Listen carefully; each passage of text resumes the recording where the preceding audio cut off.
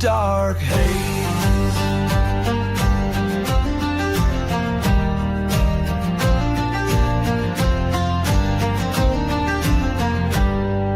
Ladies of the night with eyes of red, vampires in the alleys where good men dread,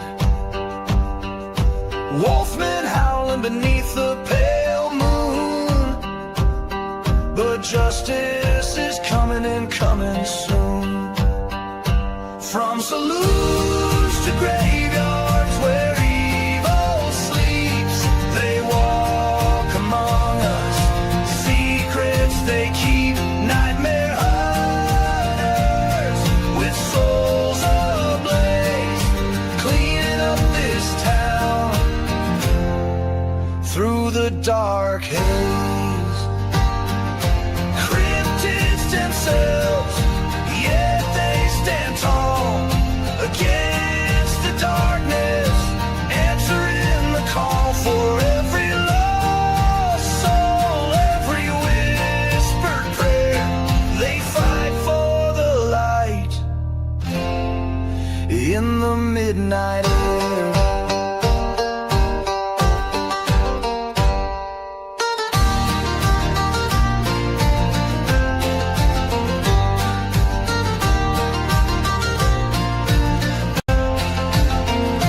From saloons to graveyards where evil sleeps, they walk among us, secrets they keep, nightmare hunters with souls ablaze, cleaning up this town through the dark haze. The night is young, the hunt begins. For against the darkness where hope never ends.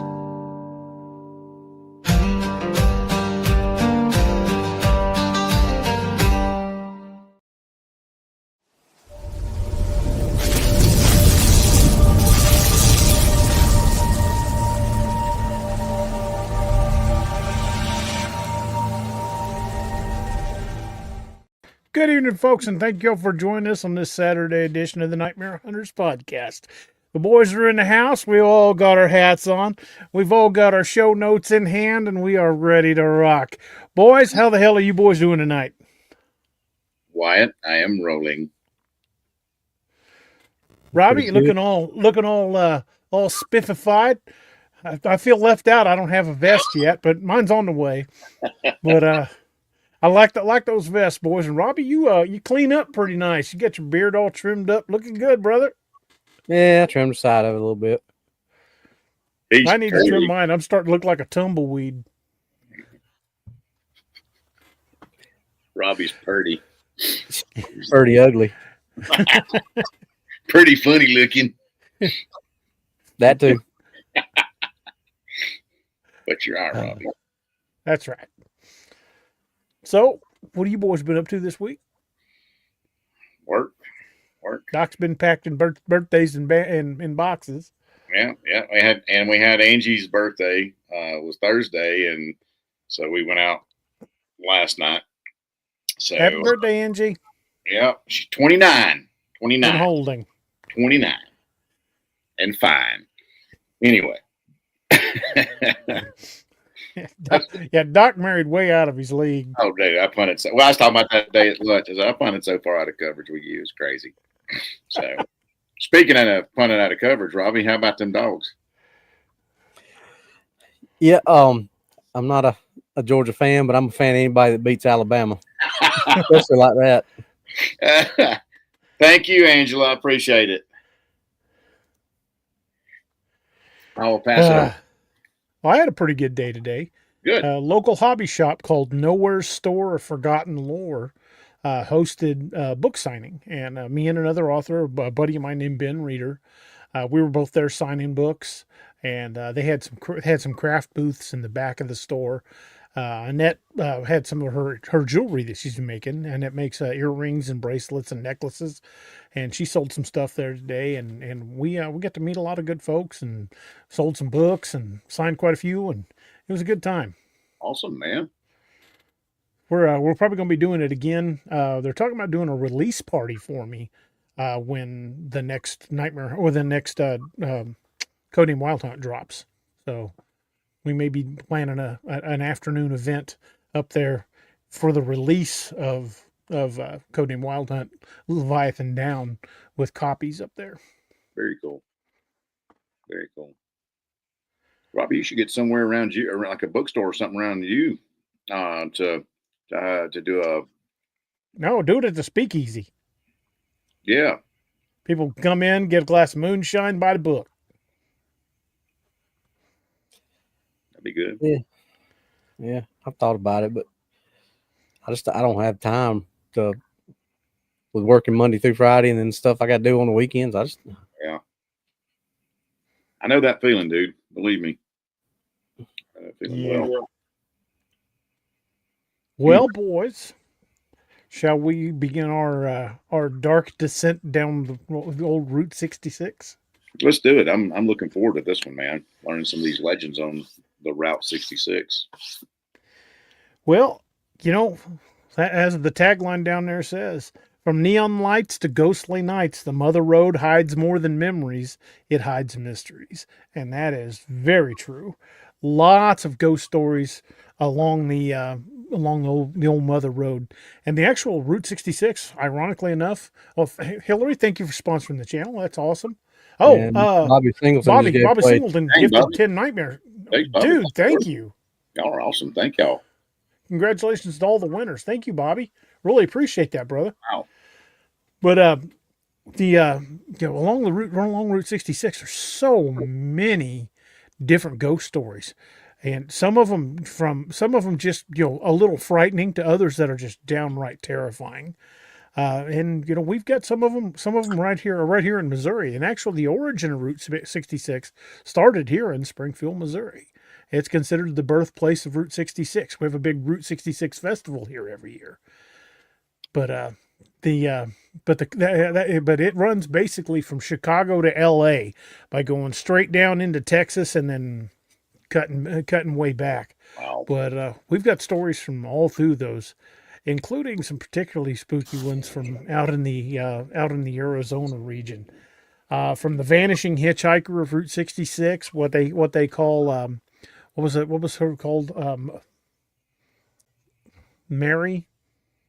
What they call her? Oh, the Resurrection Mary. Resurrection Mary. Yeah. Yeah. To the spook lights of Joplin, Missouri, which have been seen by hundreds of people. The Oat Man ghost town in Arizona and the tragedy that happened there.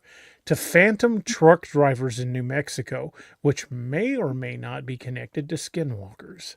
Huh. We'll be talking about that. And there are any number of old haunted hotels along Route 66, and one of them just happened to be in the town I was born in, which is Lebanon, Missouri. And we will be getting to that one. In fact, if you've seen the thumbnail for the show, that's the one. It's the old Munger Moss Hotel in Lebanon.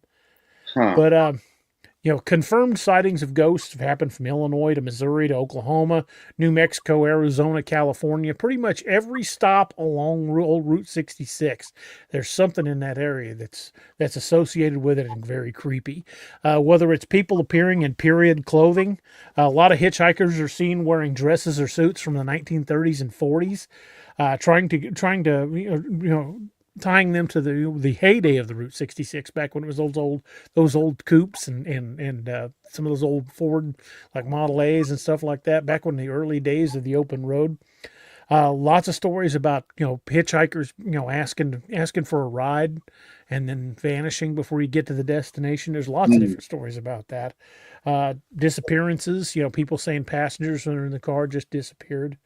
And a lot of times that when they go back to investigate, they find out that there's more to that ghost story than just them. Like in the case of what they call Resurrection Mary. Red Sovine, who was an old country singer, he did a lot of trucker songs. And he did a song, I don't know if you guys know who Red Sovine is.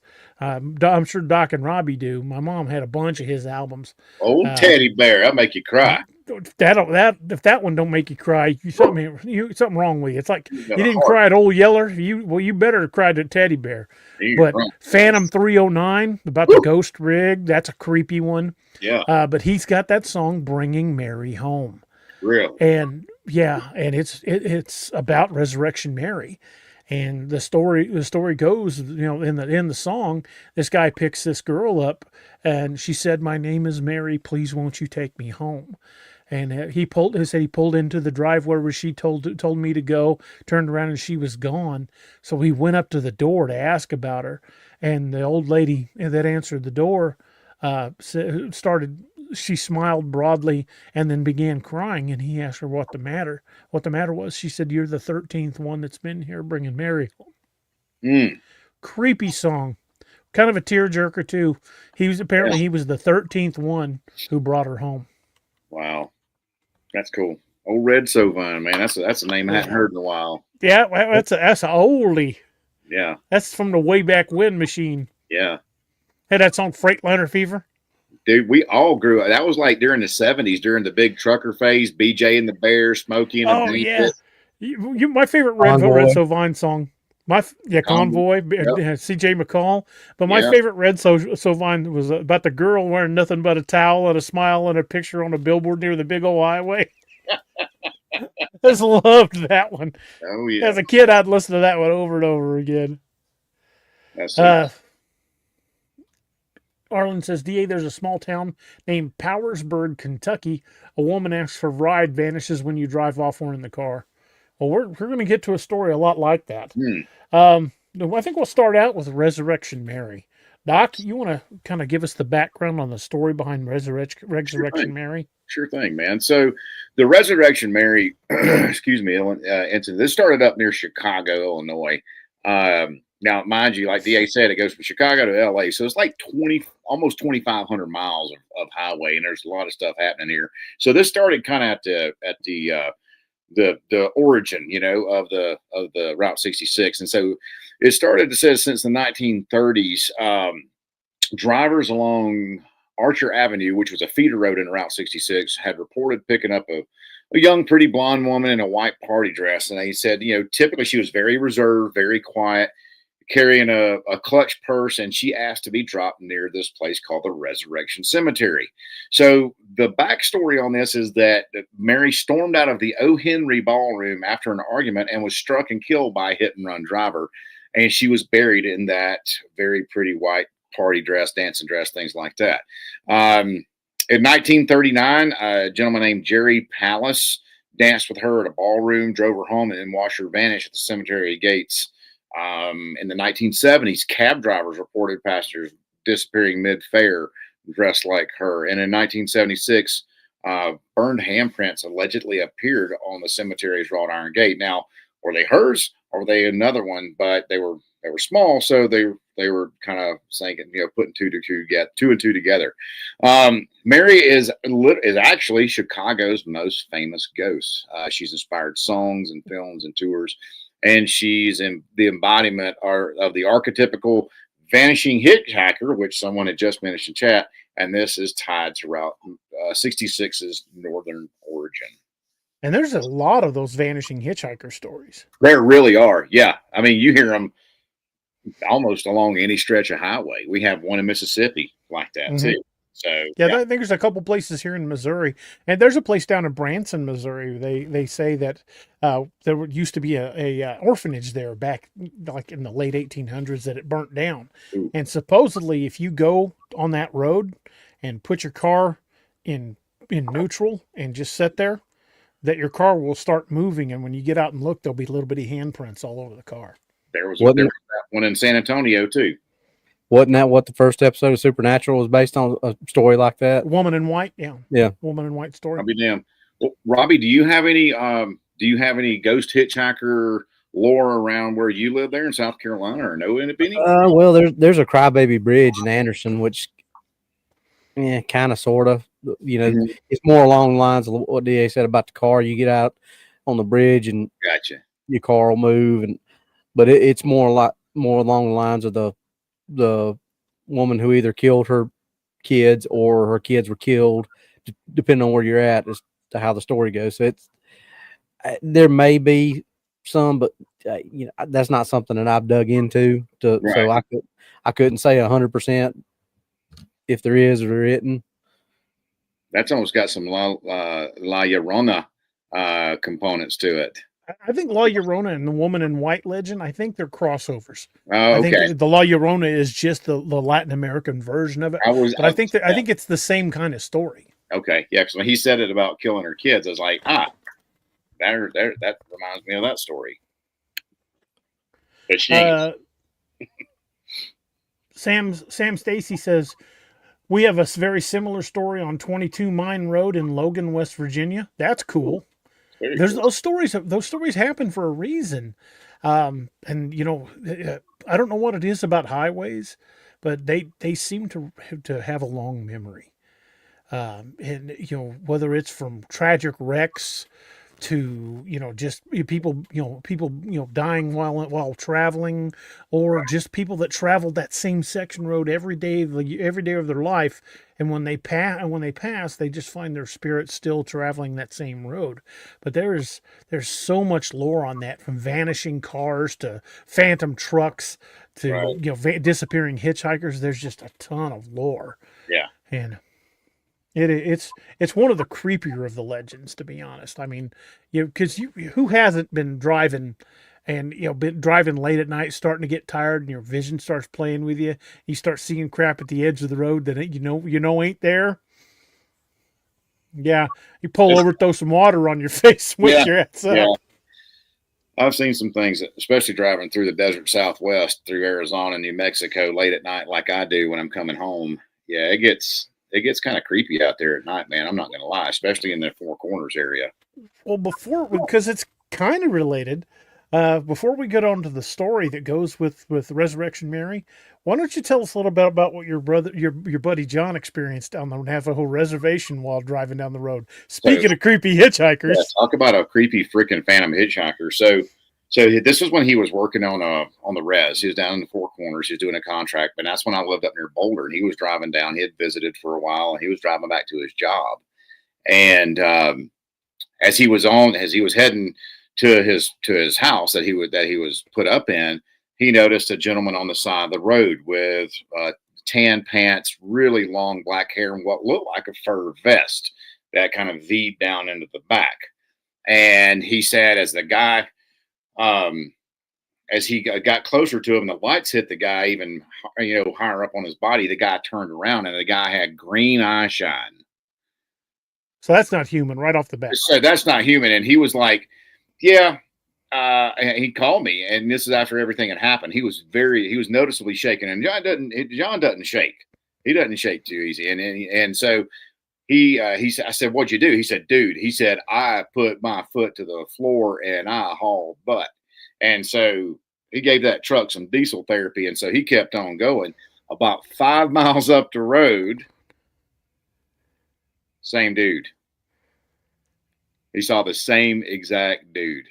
And the dude turned around, and I said, well, he said, dude, I was like wiping my eyes and like, am I really seeing what I think I'm seeing? Because I'm right here, and I just saw that, back there. And so his mind really couldn't wrap around it, man. He's like, wait a second, am I losing my mind? Did I go through a freaking time warp or something? Because there's no way physically possible this dude could get up here several miles up the road. So, and he made it home, and he was talking to one of the guys on the res in the clinic about it, and he almost said the S word, and the dude like literally put his hand over John's mouth and was like, no. He said, we don't say that word here.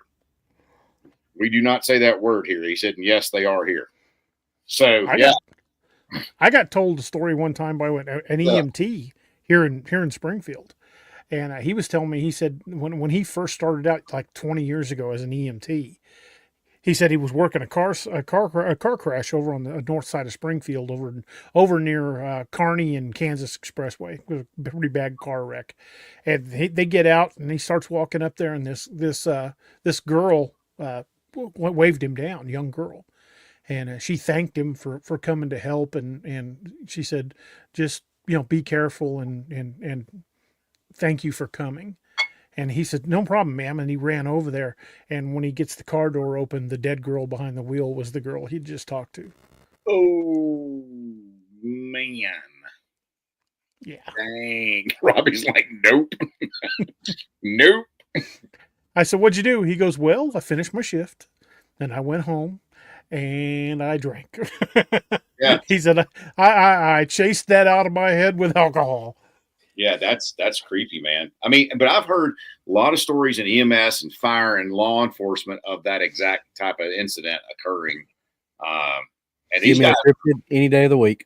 yeah, and these guys are like unflappable, kind of like John, you know, and they're like, what the crap did I just see? It's hard to wrap your mind around that kind of stuff. Just like, you know, the whole lady in white story that we're about to talk about. It's crazy.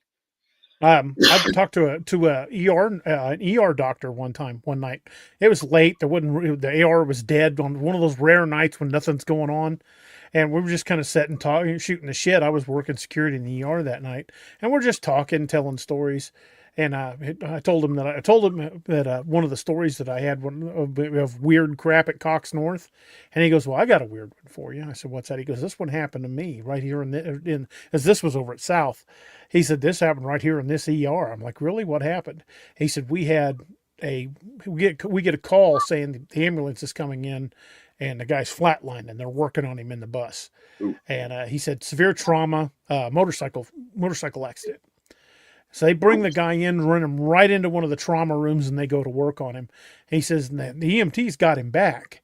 But when he gets on the table, he flatlines again. He said, I'm in the middle of chest compressions, and I'm looking down at this guy, and I looked over to say something to the nurse, and the dude was standing at the end of the table.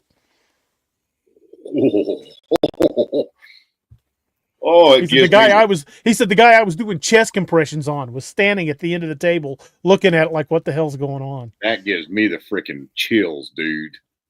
That's pretty freaky, my man. Yeah, Robbie's like, nope.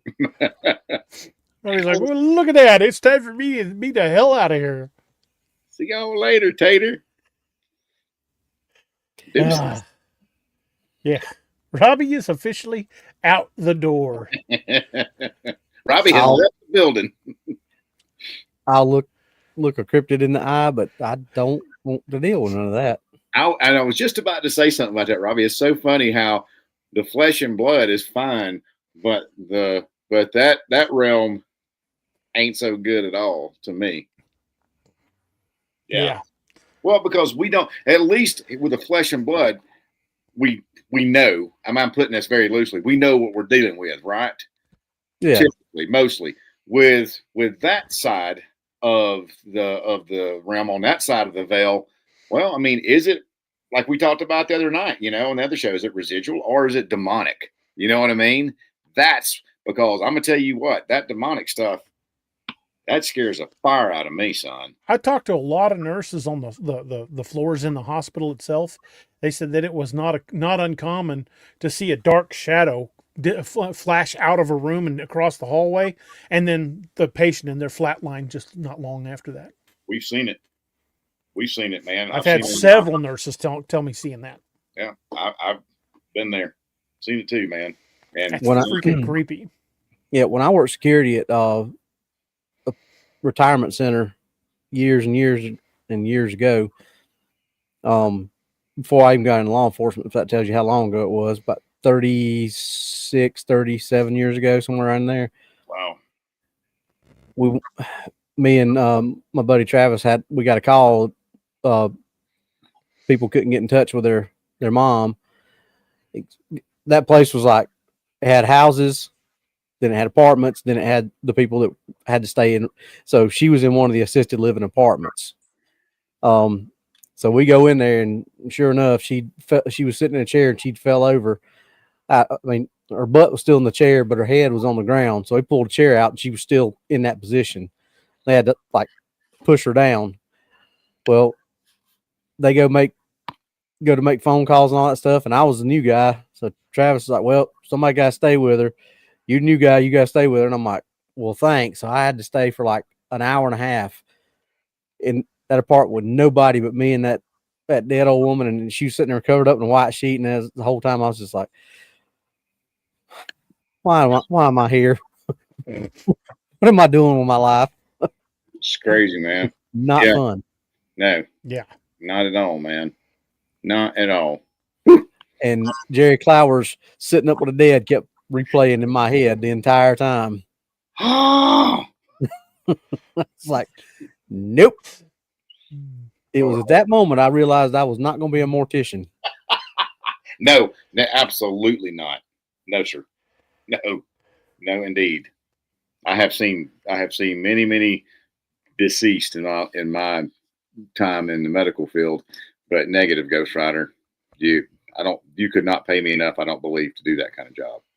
God bless the folks that can do it. That's all I gotta say. Yeah. Yeah. Well, Doc, you want to read the story that goes with the Resurrection Mary section? The passenger in white.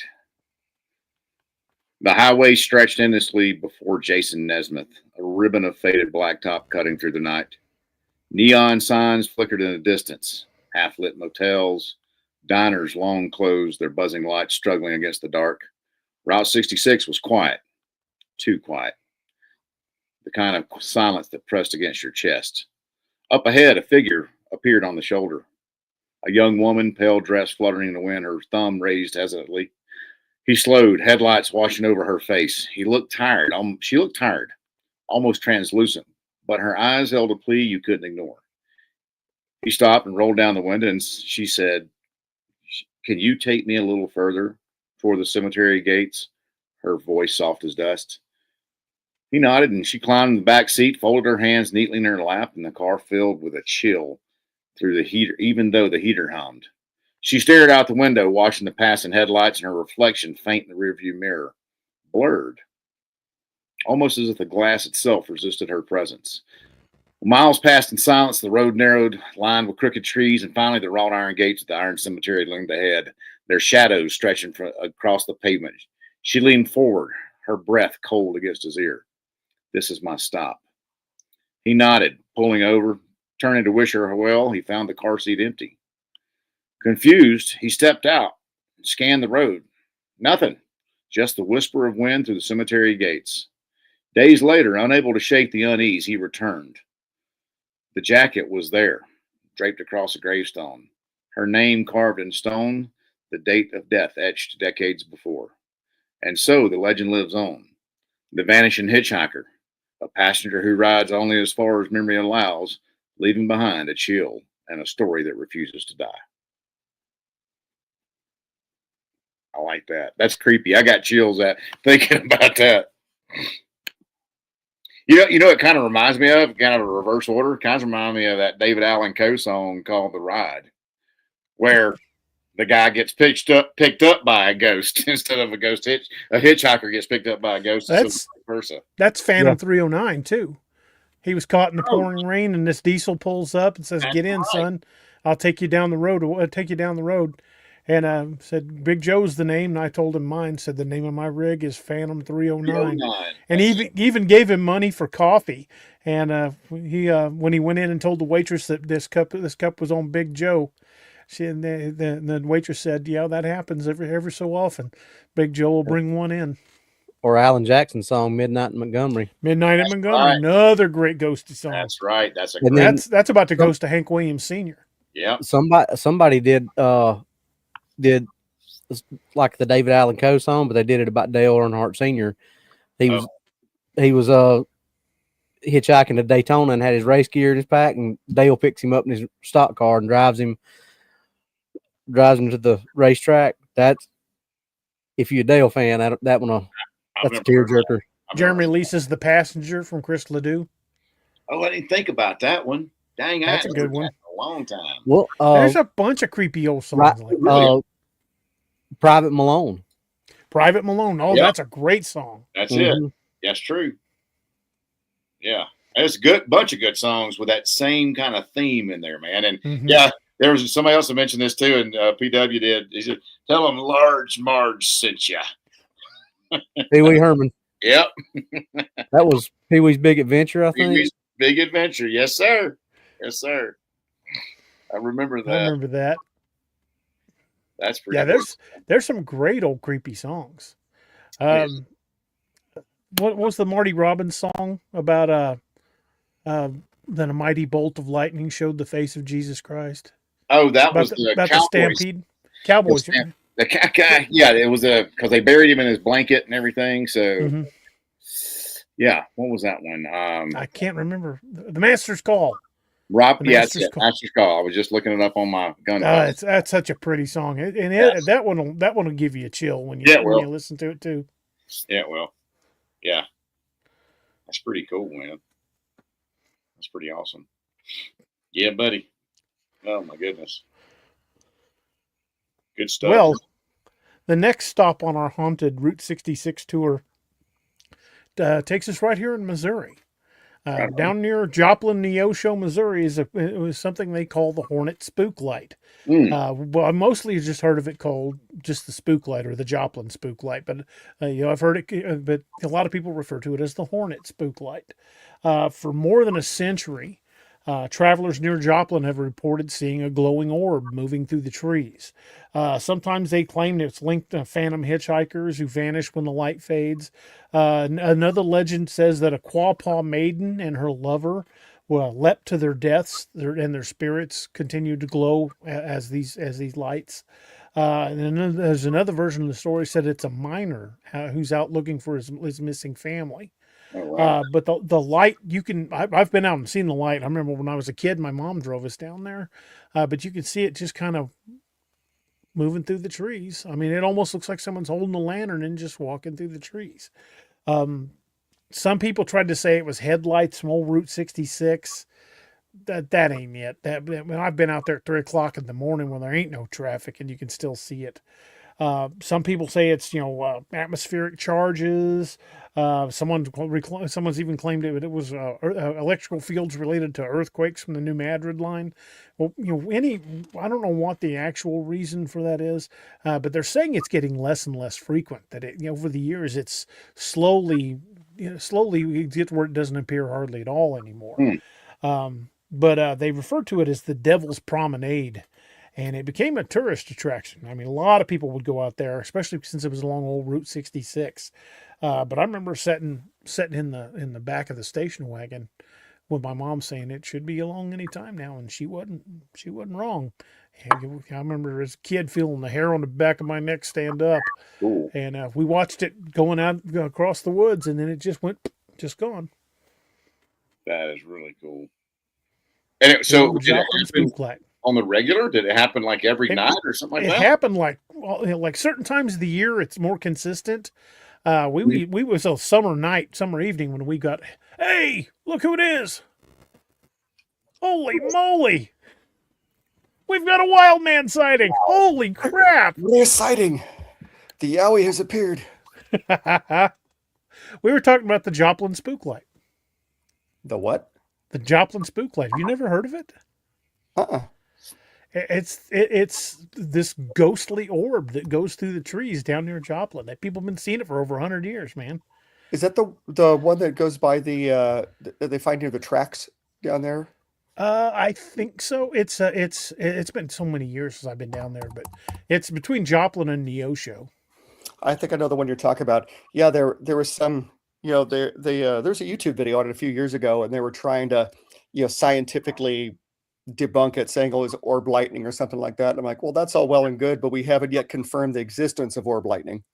It's like the cryptid of physics. That's interesting. Oh. Pretty interesting. Yeah, it was. I think was it Roxanne? Somebody said. Yeah, Roxanne lives down there. Yeah, she said the spook light has been known to go through cars while sitting in the car and playing with people, from stories I've been told over the years from people. I've heard that too. That's pretty cool. It goes, yeah. And generally when it goes anywhere near a car, your radio and everything just goes haywire. So it's definitely electrical. But so let's say if it was ball lightning or orb lightning, because that's what Ozzy used to say on that show, with the Osbournes. Well, it'd probably kill somebody if it touched them. That's what I'm thinking. If it touched them, wouldn't it shock the poop out of them? You'd think. Oh, yeah. It would shock the living snot right out of them. I would think. I mean, it's lightning. Yeah. Yeah, So it would definitely like short circuit your body's electrical system, your I heart think and all I that think it shit. would. Yeah, I think you would. I think you would just got defibrillated. You know what I mean? So Oh, yeah. You got a big dose of the Edison medicine. yeah, Edison medicine is strong in a ball line. Yeah, so if it goes through a car and messes with their electrical systems and it touched people, I would think like Steve and I would just say, yeah, it would disrupt all that stuff and shock the hell out of you. But Oh, I don't yeah. know. That's some weird Maybe stuff. if you're sitting in the car with the rubber tires, maybe it insulates. Maybe Well, glass is an insulator too, but it's going through the damn windows. that's There you true. go. Good point. That's kind of Yeah. nuts. Well, at the very least, you'd end up with like Bell's palsy and a hair lip if it didn't kill you. Yep. Having had Bell's palsy, I can relate to that. I have had it myself, and it's not a whole lot of fun. No, it's not. Although it is kind of, when you have asshole friends like mine that, keep on doing that line from Goonies, you start to feel a little bad about yourself. Yeah, everybody told me everybody would. They changed my profile picture at the hospital to Little Nicky. So yeah. Yeah. Yeah, my coworkers, thankfully it only lasted a couple of days. It really was a true Bell's palsy. I'd had some dental work done, and the hygienist who was licensed to give, anesthetic, hit the main branch of my trigeminal nerve. And so So you had a trigeminal block for a few days. pretty much, yep. And so like a half melted wax statue. yeah, my lower eyelid wouldn't work on that side. So when I blinked, I had to push my eye up to stop it. And then both other branches weren't working either. So yeah, my friends would walk up to me and go, "You guys." I'm like, "Fuck you." Hey, that's funny, man. Absolutely. Yeah, that sounds like those are your buddies right there. I was going to say, you guys aren't the only asshole friends I have. Oh, paramedic. I see you have a type. Dude, paramedic said worked 2 car strikes, both shocked the passengers, but just numbed them in places. Piercings got red hot and came off immediately. Oh my Lord. So it's got a magnetic field. Oh boy. It's got a magnetic field to it. Yeah. That's no bueno. Yeah. Yeah, because like when they do an MRI at the hospital, if they can't take a piercing out, like it's in one of those, naughty spots, they put tape over it and it gets hot. Oh boy. Yeah, no thank you. So, all because yank your Jacob's ladder out at 70 miles an hour. I was going to say you end up getting yourself a microwave clit. Yeah. Why you say that? That's nasty. That's horrible. Oh.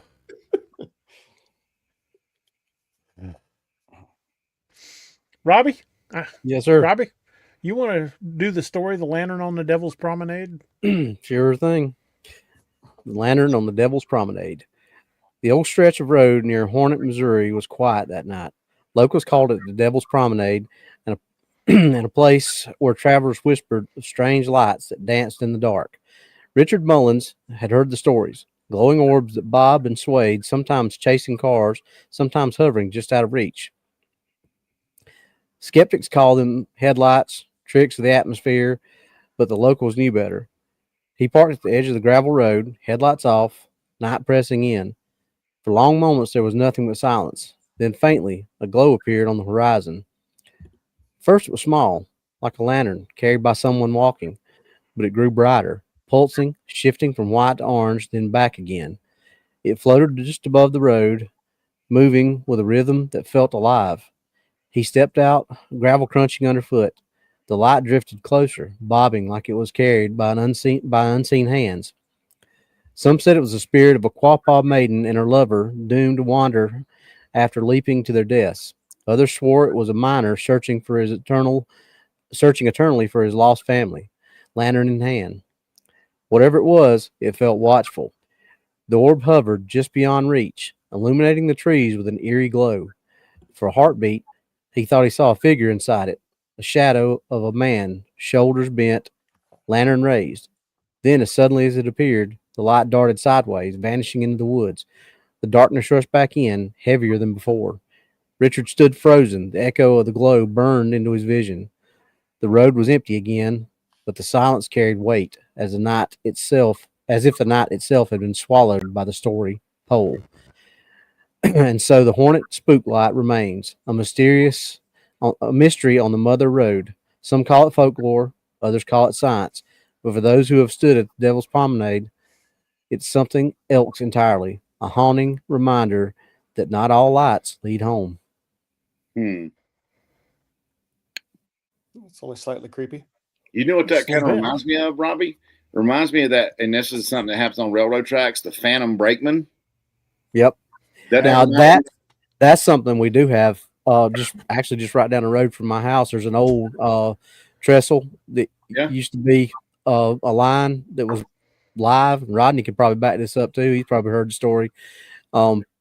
People used to say they'd park on the side of Saluda Dam Road, right in between Pickens and Greenville County, and they'd see. And this track's been shut down for longer than I've been alive, but they'd see the train light go across and hear the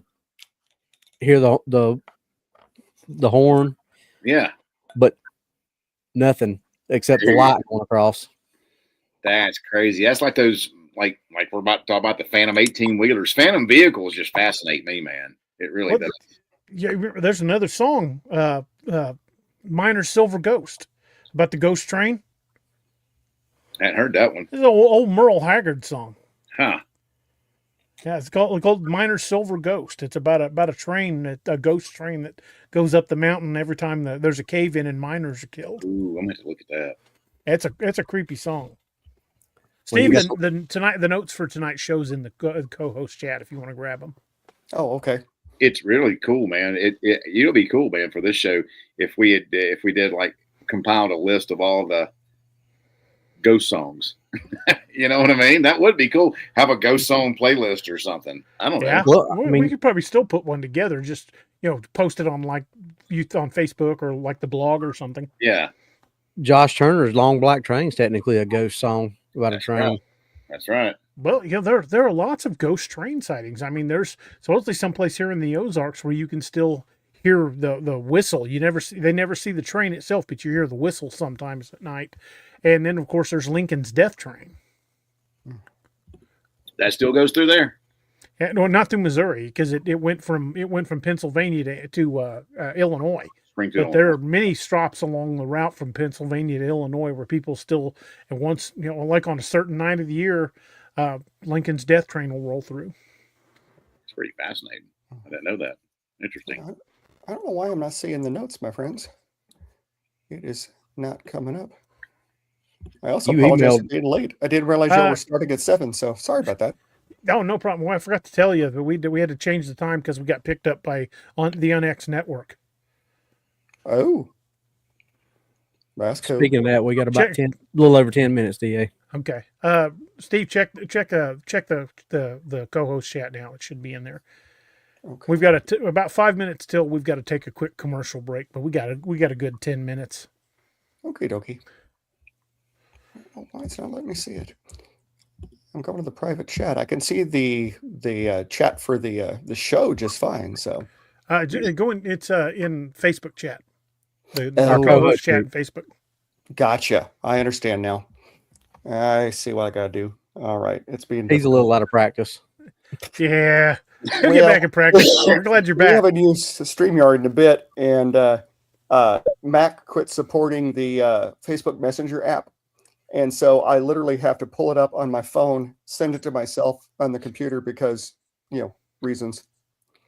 So now I can Well, see we're it. just glad you're here, brother. Hey, well, better late than never, I guess. I apologize for my new office. My daughter moved back in the house, and what was my office actually used to be her bedroom, and it now is again. So I I figured wondered why the setting had changed. I figured the gallery probably didn't want to look in my bathroom, there with the door open. So you're not missing much, but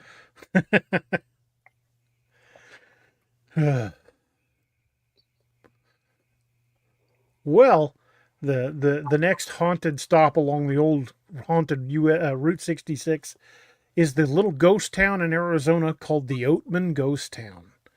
Oatman, Arizona is a historic Route 66 ghost town in the Black Mountains, famous for its gold rush past, wild burros, and haunted legends centered on the Oatman Hotel.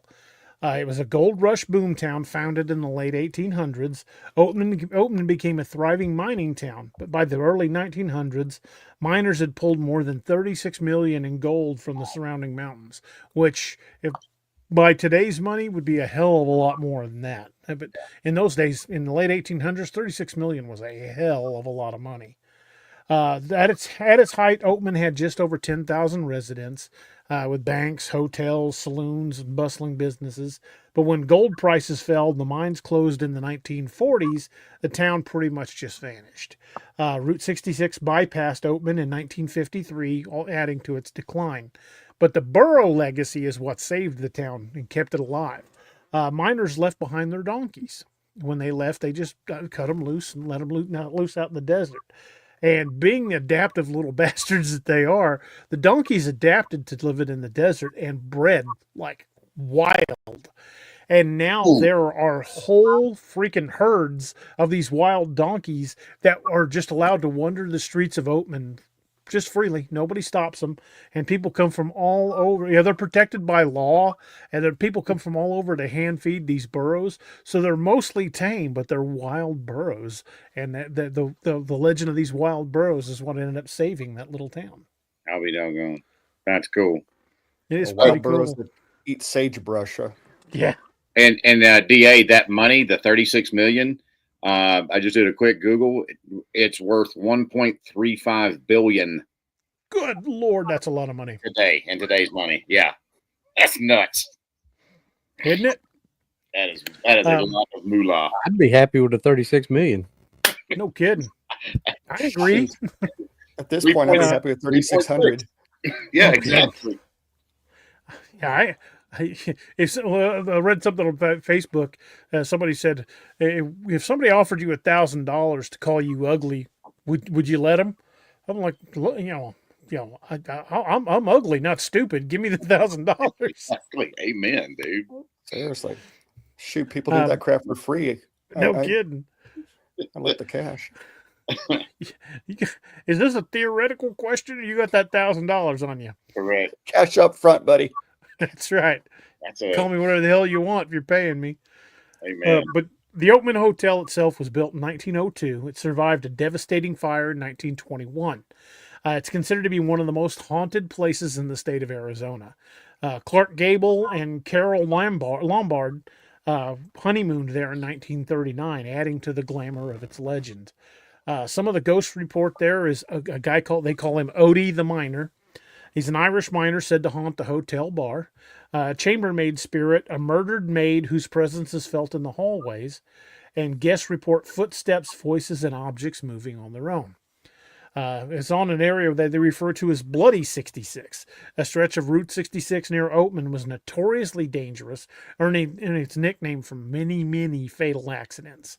And then there's Olive Oatman. What's that, Doc? So we got like 1 minute left. Okay. The town was named after Olive Oatman. Her family in 1851 was traveling through that area and were massacred by the Mojave tribe that lived in the area. Mm-hmm. And since we got 5 minutes, dude. So we're I'm sorry. I thought five till. I was Lene. get ready to take a pause, but we got 5 minutes until we got to do Miss the Lene actual put break. 3 minutes up, and I was like, "Oh crap, Okay. that was 2 minutes ago." Okay. And of her family, her mother, father, and 2 sisters were killed by the attack of the Mojave. Herself and her younger sister were taken captive by the Mojave, and 1 brother survived the attack, but they left him for dead. She lived a love among the actually, it wasn't the Mojave that had attacked her. It was the Yavapai Apache. And then they were later traded to the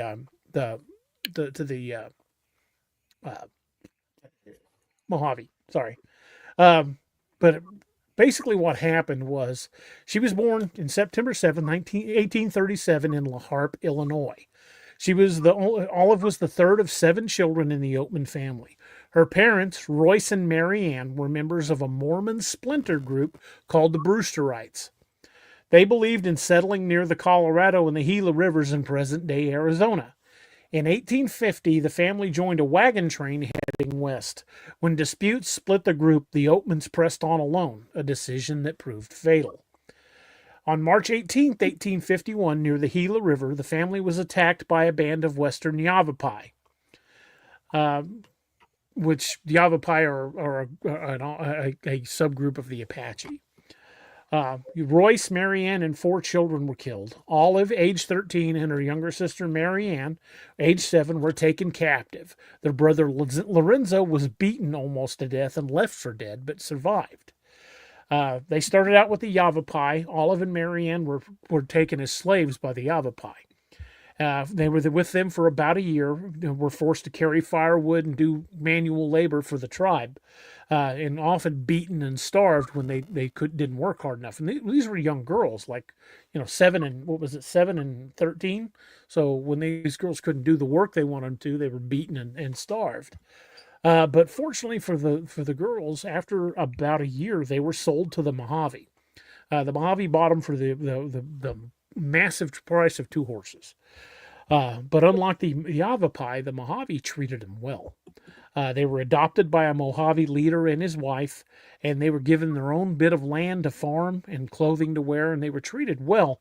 But the problem was they were still living in the desert of Arizona, and life was not exactly easy. Both the girls were tattooed on their chins with marks on their chins, which is a Mojave custom, marking them as members of the tribe and ensuring their spirits would be recognized in the afterlife. Mary Ann died of starvation during a famine, but Olive survived and was eventually given back to the settlers in the area. And that's a picture of her with her chin tattoos. Yeah, and that's the girl from Hell on Wheels was based on her. Yep. Yeah, the girl on Hell on Wheels was based on her. There we go. Okay. Yeah. She was in 1856. Negotiations led to Olive's release. She was returned to Fort Yuma, Arizona, where she was reunited with her brother Lorenzo. Her chin tattoo made her instantly recognizable and infamous in American society. She became the first known example of a white woman receiving Native American tattoos, which was the symbol of captivity and survival. Olive later lectured across the country about experiences, though many accounts were sensationalized by the press or just completely embellished outright. But she went on to marry a guy named John Brant Fairchild, and in 1865 they moved to Texas. She lived a quiet life, died in 1903. But that's the tragedy, the massacre of Oatman. So that little town, that town was built right where she was abducted. And the town still bears her name. Wow. That's pretty cool. Well, boys, before we do the story associated with this one, we are coming up on our time for commercials.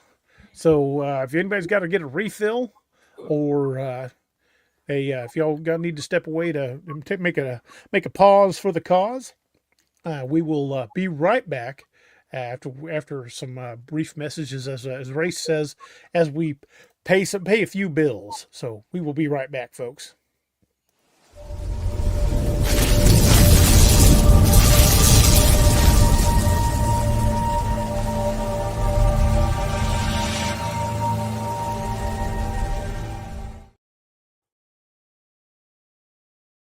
Hey everybody, this is Kerry Pocket Doc Davis from Dark Angel Medical, and you are listening to DA Ex Machina with DA Roberts.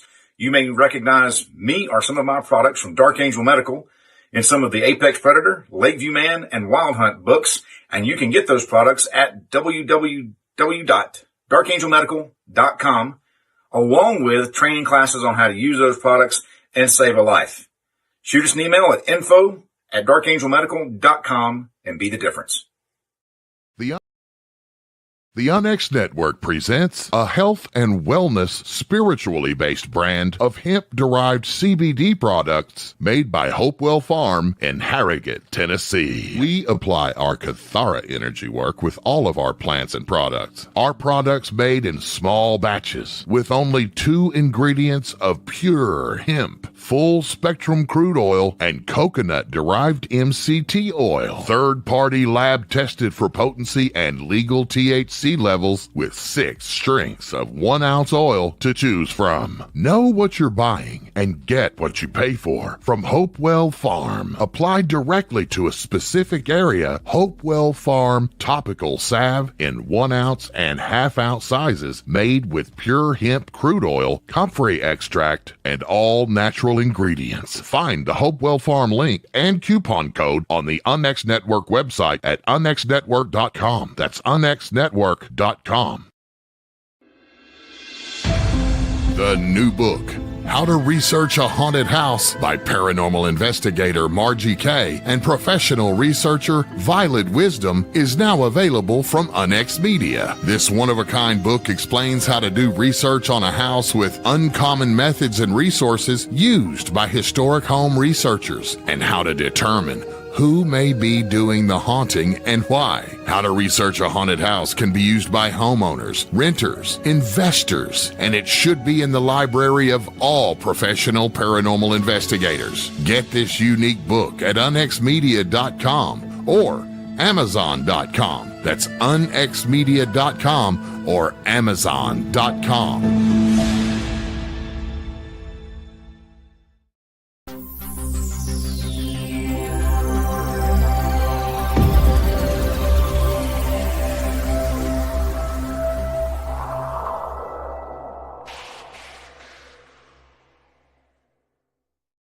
And we are back.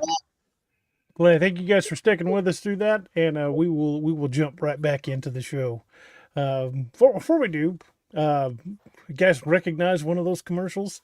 A certain little fella. Where's it at? Over there. There we go. I hate seeing myself. I hear myself. I'm still fed up with the story there, realizing that they stereotype the whole Irish guy as haunting the bar. Mix can't get a break, man. Yeah, it's pretty accurate though. Come on. I mean, it's fair, but I mean, I need to call him out like that. Steve, do you want to read that story? Shadows over Old Man? Yeah. Now that I can see everything here. Alrighty. Tonight we take you to the Black Mountains of Arizona, to a town once rich with gold, now rich with ghosts. This is Oatman, a place where the past refuses to stay buried. In the days of the gold rush, Oatman thrived. Its streets bustled with miners, gamblers, and dreamers chasing fortune. But when the mines ran dry, the people left, leaving behind only empty buildings, creaking boardwalks, and the shadows that walk when no man does. They say the Oatman Hotel is the heart of the haunting. Built in 1902, it survived fire and ruin. Clark Gable and Carol Lombard once honeymooned there, but it is not the glamour that lingers. No, it is the restless dead. Patrons speak of Odie the Miner, a spirit who never left his bar stool. Glasses clink when no hand lifts them, doors slam though no wind blows, and in the upstairs halls a chambermaid, murdered long ago, still walks. Her footsteps echo in the night, her sorrow woven into the walls. Travelers along Route 66 tell of the hitchhikers near Oatman. Figures in old-fashioned dress, pale and silent. They vanish before reaching town, leaving only the chill of desert air. Some say they're miners, forever seeking gold. Others whisper of Olive Oatman herself, the girl whose name the town bears, her tattooed face appearing in the moonlight, a reminder of captivity and tragedy. Oatman lives on, a ghost town where burros roam freely and tourists laugh by day. But when the sun sets, the laughter fades, and the past takes hold. The miners, the maid, the lost souls of Route 66, they are still there, waiting for the next traveler to hear their story or to join them in the shadows. Dun, dun, dun. What do you think it is about roads that seem to just almost absorb hauntings? I mean, there's probably not a back road and byway in the United States that doesn't have some story about it. Well, the high number of travelers. You know what I mean? There's so much life, and where there's life, there's what? There's death. You know what I mean? So there's light and dark there. So I don't know. That's just my 2 cents. well, I mean, think about the emotional energy that's involved in traveling a byway like that. You're either excited because you're going on this new adventure, or seeing a loved one, or you're morose and feeling tragedy because a relationship's ended, and you're trying to find a new start for yourself. There's everybody along those have some kind of emotional state.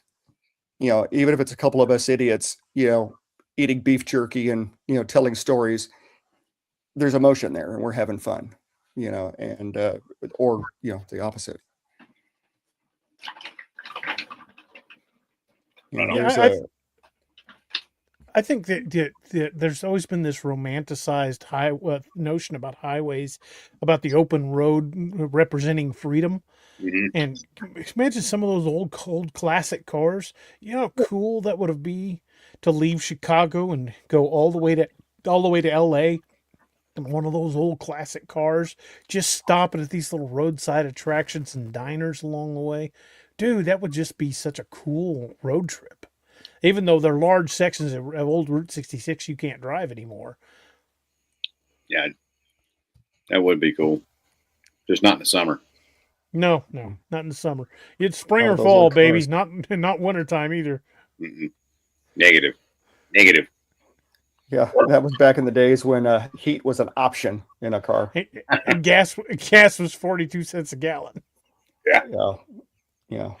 or My less. family would have been too damn cheap to put the heater in.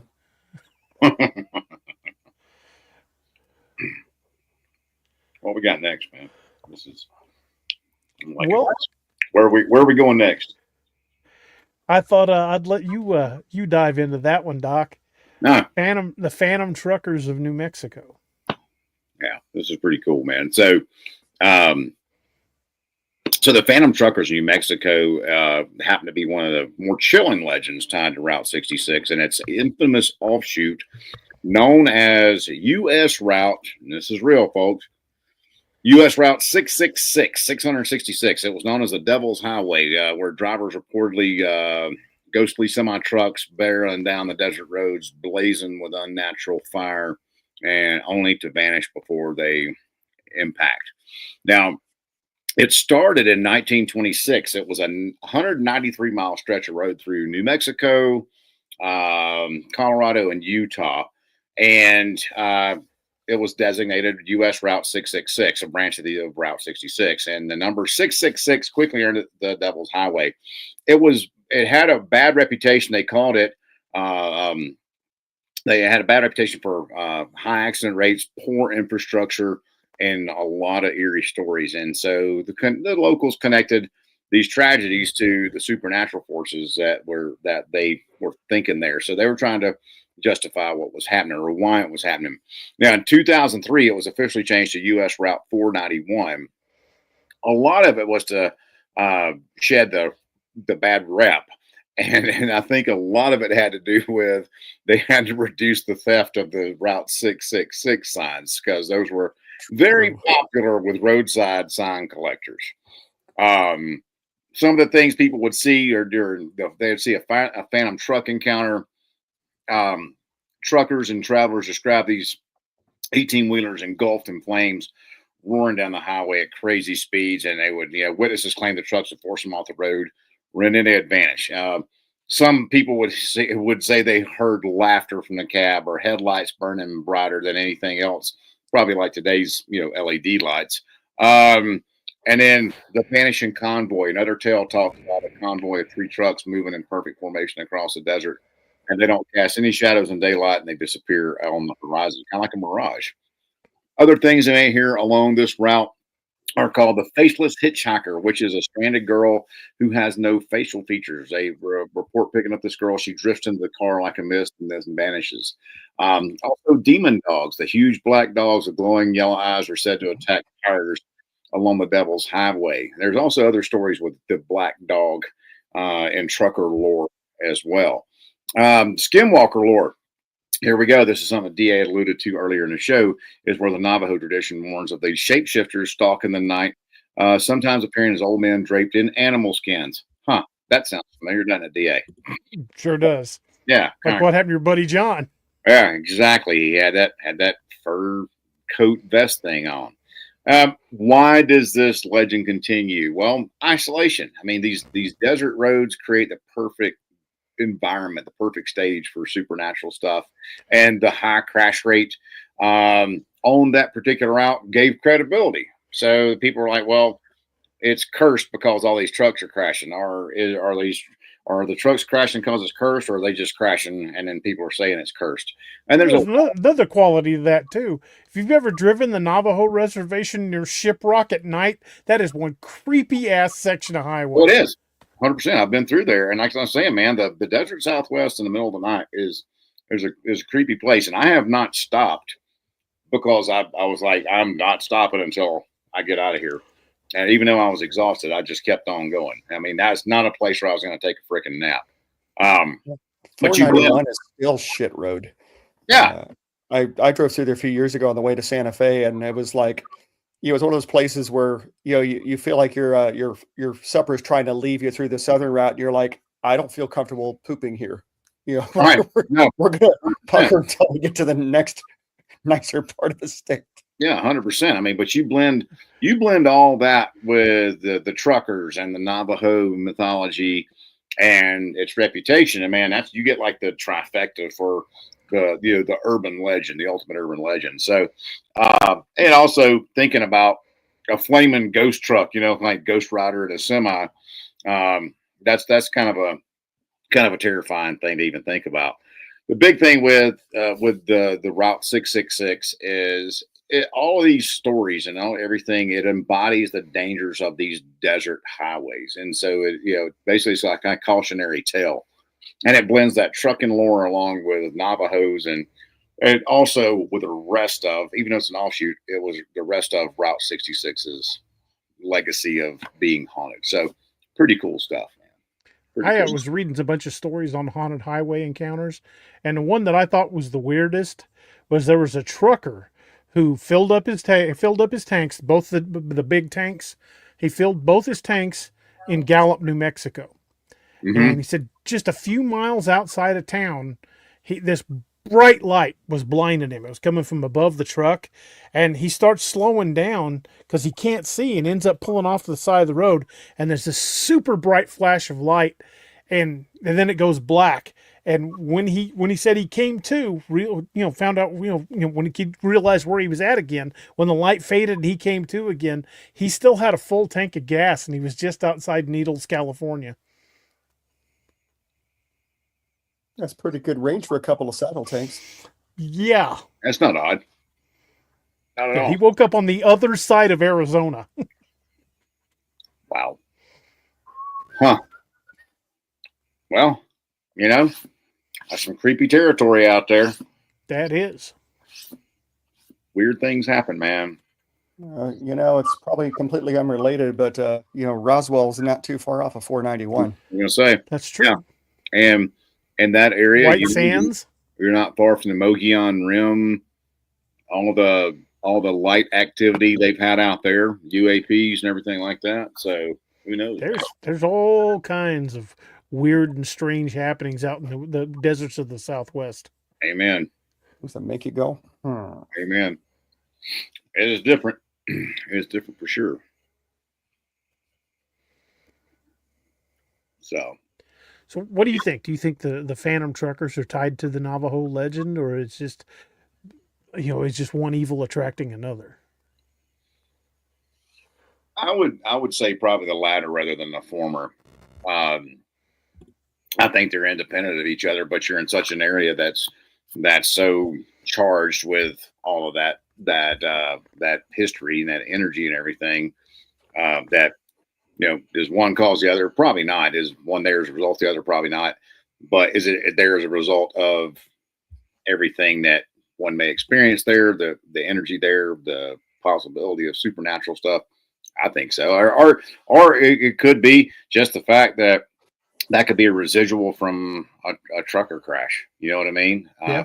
Years and years ago, that you see running in a loop. It's like the ghost of Gettysburg. You know, these guys manning the cannon crew. Do they know the battle's over? You know what I mean? Or are they stuck in this in this never-ending loop? You know what I mean? Only to do it over and over again. Like the Phantom Battalion, you know, that you'll see just marching in endless loop. Yeah.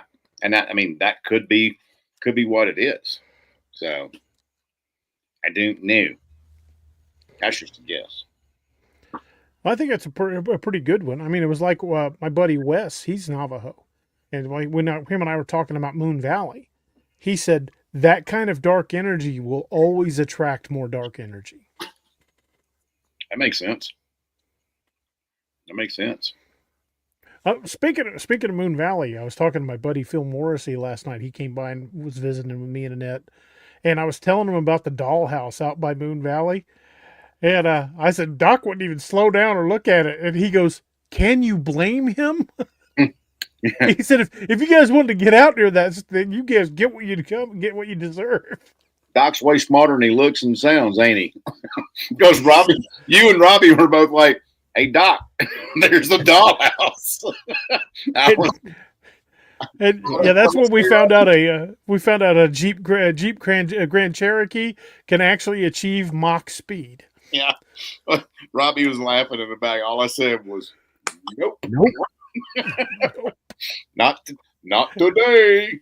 Yeah. You know, the stuff that you guys do on the regular, the majority of people think are unwise. But Well, they may have a point. You included, right, Steve? I'm saying I agree with those folks. Well, you were there that night on Combs Ferry. Shit got a little hairy. Yes, it did. It's just so funny, man, because whenever we were out, it was so funny because the reaction is so different. Man, I see something. DA and Robbie, we're going to get closer and see it. We're going to see how close we can get. Yeah. Doc. He's going to go the other way. I'm going to stay back here with Noah and the long gun. I'm going to be back here in the truck with it cranked, ready to go. You two idiots try not to get eaten. Yeah. Holy shit. I believe in the South they refer to that as a strategic withdrawal. That is true, sir. That is true. There's valor. Discretion is the better part of valor. So, yeah. Yeah, that's all right. I would already been in the truck, yelling, "Come on, you dumb bastards! Hurry back! I'm leaving you." Yeah, I think we went plaid that night, didn't we, Robbie? Yeah, we went plaid. Yeah, we hit ludicrous speed. I think we hit ludicrous speed in reverse before I executed that J turn. Yeah. You ever seen a full size SUV do a bootlegger's reverse? Yeah, I did. I would have thought it could have done it. This is why I carry full rental insurance, boys. If somebody from National hears this on a podcast, they're gonna ban me from renting cars anymore. I'm pretty sure the guys at Jeep would be like, "We never designed it to do that." What was that your buddy said when you was he asked you about the interchange? Well, so say a big huge rock just drops on the why would that happen? Don't worry about it. Would it cover it? I literally said that. I said, so let's say a boulder just punches through the hood and the engine block of this thing from outer space. He said, how would a boulder come from outer space? I said, just work with me on this one, man. Would it get covered? Would that be covered? He's like, yeah. I was like, good. That's the kind of insurance. He said, where are you going? I said, don't worry about it. Does it cover doors ripped off by angry primates? Right. I mean, these are necessary questions, man. I'm picturing him asking you questions, and you're just putting like a couple fingers on his lips. Yeah, I mean, when you're hauling around a bunch of mental asylum rejects in an SUV, we gotta make sure we're 100% covered. Two of my uncles are both passed away now. My Uncle Owen and my Uncle Cecil. They went deer hunting together, and Cecil had just bought a brand new like tan pickup, and I guess Cecil saw the truck through the trees and thought it was a deer and shot it. And put a hole right in the door and right into the seat. And they go walking over and looking at it. And Uncle Owen goes, "Huh?" Reaches over, takes his deer tag out of Cecil's pocket, and tags the truck for him. Oh my goodness. Oh, that's funny. I like that. You got him. You got your. I think you reached your limit, though, son. You want to have this one mounted? Yeah. I think you reached your limit. It's good. It ain't gonna taste too good. It's gonna be kind of chewy, a little stringy. It'll take us 3 days to field dress dressing the seat. It's gonna take us 3 days to field dress it. Oh man. 3 days and an engine hoist. Forget the gambrels. We need an engine. I need an engine hoist on this sucker. I got a cherry picker in First time field dressing involved power tools. Why do we need an impact wrench to dress this thing? Oh mercy, man! Whew. Don't get any transmission fluid on the meat; it just ruins the taste. Doc's got the vapors. We have derailed. You want me to read this Devil's Highway thing here, man? Yeah. All Go right ahead. So we're gonna jump back into it before we get into some more interesting things about roadside motels. We're gonna read this little story called The Devil's Highway. It starts off, it says, "Tonight we travel the lonely desert roads of New Mexico to a highway once marked with the number of the beast, Route 666, the Devil's Highway, a place where travelers whisper of phantom trucks, faceless hitchhikers, and shadows that chase the living. They say the legend began when the road was carved through the desert in 1926, a branch of Route 66 cursed with the number 666. Accidents came swiftly, cars overturned, trucks vanished, and drivers swore they saw headlights burning brighter than any earthly machine. Phantom truckers haunt this road with their rigs engulfed in flame, barreling down the asphalt at impossible speed, bearing down on travelers and forcing them to the shoulder, only to vanish before impact, while others claim to hear laughter from the cab, and some see no driver at all. Then there are the hitchhikers, old-fashioned period dress, period clothing, pale and silent, drifting into cars only to disappear before reaching their destination like a mist. One tale speaks of a faceless girl with her features erased, her presence lingering, and then all of a sudden it's smoke in the back seat. Navajo elders, born of skinwalkers along this cursed stretch, shapeshifters who stalk the night wearing the skins of beasts, their eyes glowing in the dark, and travelers speaking of black dogs with burning eyes tearing at their tires, dragging cars into the dust. In 2003, it was renamed Route 491 as if a new number could erase the old curse, but the desert remembers. The desert remains, and the accidents continue. The lights still burn, and the Devil's Highway is still the same, a road where the living and the dead share the same lane. I like that. That's a little creepy. A little bit creepy. Just a little bit creepy. So stay off of the Route 491. Just doesn't have the ring the old one did. Nope. No. Although I don't think I'd hang if I had managed to get a hold of one of them signs. I don't think I'd hang that damn thing in my house. Negative. Mm-mm. Negative. I'd be inviting trouble. No, That's man. Bad idea. Be like stealing a headstone. That's like keeping a Ouija board in your house, son. Honestly, I don't want anything to invoke the beast. You know what I mean? No, definitely not. Heck no, man. Absolutely not. I got enough trouble. You don't think they were playing with fire, naming it Route 666? You know they had to have been. I mean, come on, man. This was in 1923. I mean, our nation's always been very puritanical at its best. You know what I mean? And so naming it. So they knew what they were doing, naming it. That. Come on. Of course. I guess they thought, well, it's just a number. Ain't nothing going to happen. I'm sure it did. Good thing Cotton Mather wasn't a freaking federal judge in 1923. You know what I mean? And boys have been, she's a witch. You know, they'd have been up for witchcraft. So she weighs as much as a duck. She's made of wood. And therefore, a witch! A witch. I mean, so think about this, man. I mean, why do buildings not have a 13th floor? If there's 15 floors, why does it skip that and go right to 16. You know what I mean? Well, at the hospital I worked at, that Steve still works at, the 6th floor is off limits to pretty much everybody. It's a maintenance floor. And that was the floor I chased that shadow figure for like almost half an hour one night. There was nobody on that floor but me. And when I finally cornered it in an area it couldn't get out of, it was just gone. Yeah. Yep. Yeah. See, I'm just going to stay away from stuff like that.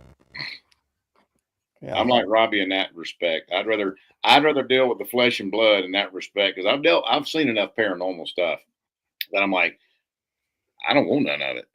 You know, I'll be like, when I first met Steve, the floor he was on, there was a murder suicide in one of the rooms on that floor. oh Lord have mercy. And that room still felt chilly on a lot of times. Yeah. You'd go in there.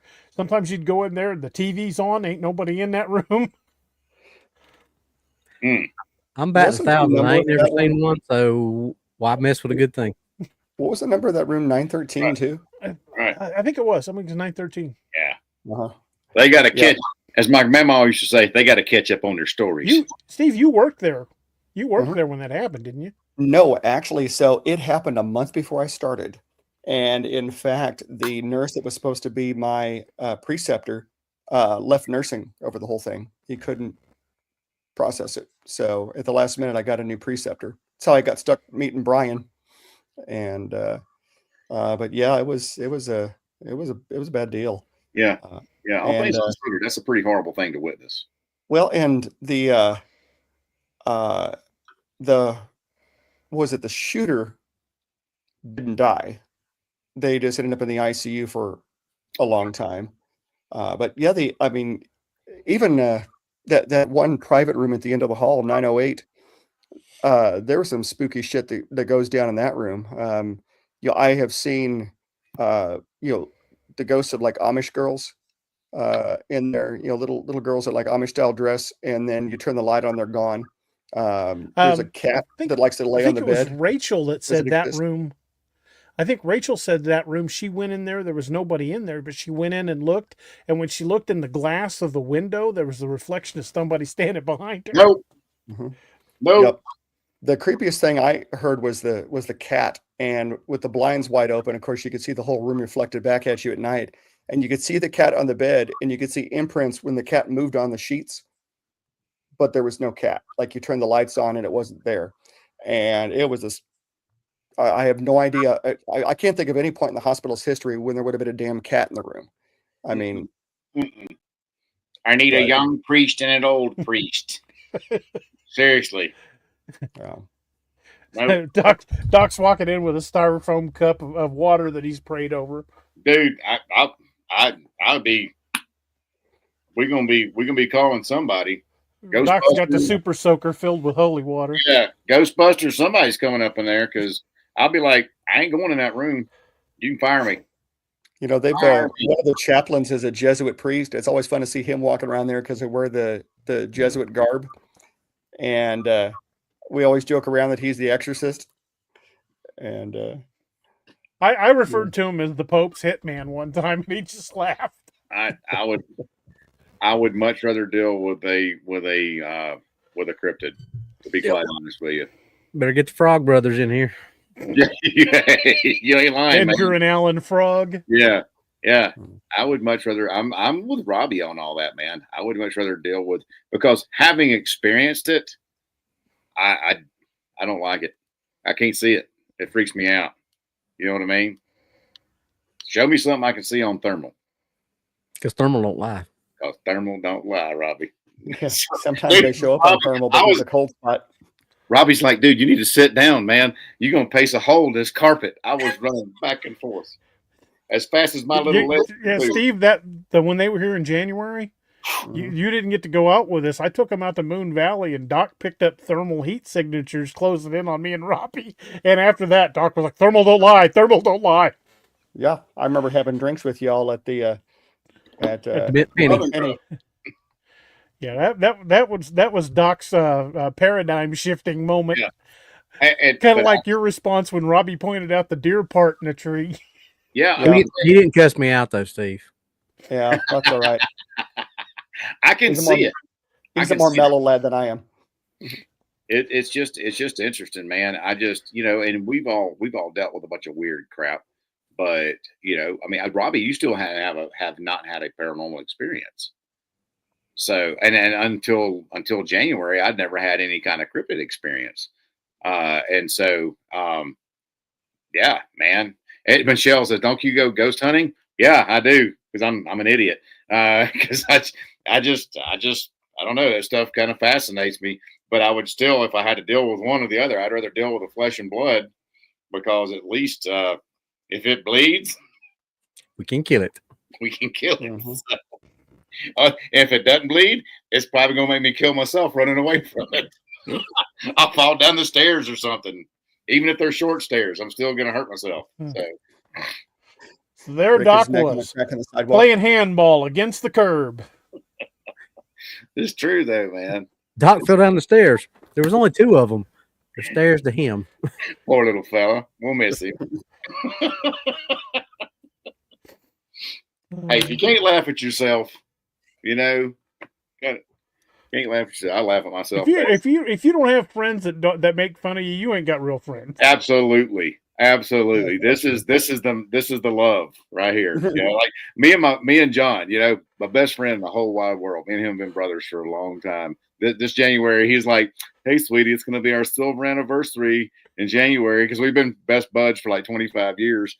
And he's like, and people when we work in an ER together, people would hear us talking to each other, and they're like, "My God, do y'all not like each other?" And John's like, "Oh no, I love that little crazy bastard. That's just, and so, yeah, if you can't pick on your friends, then you ain't got. And if your friends ain't picking on you, are they really your friends?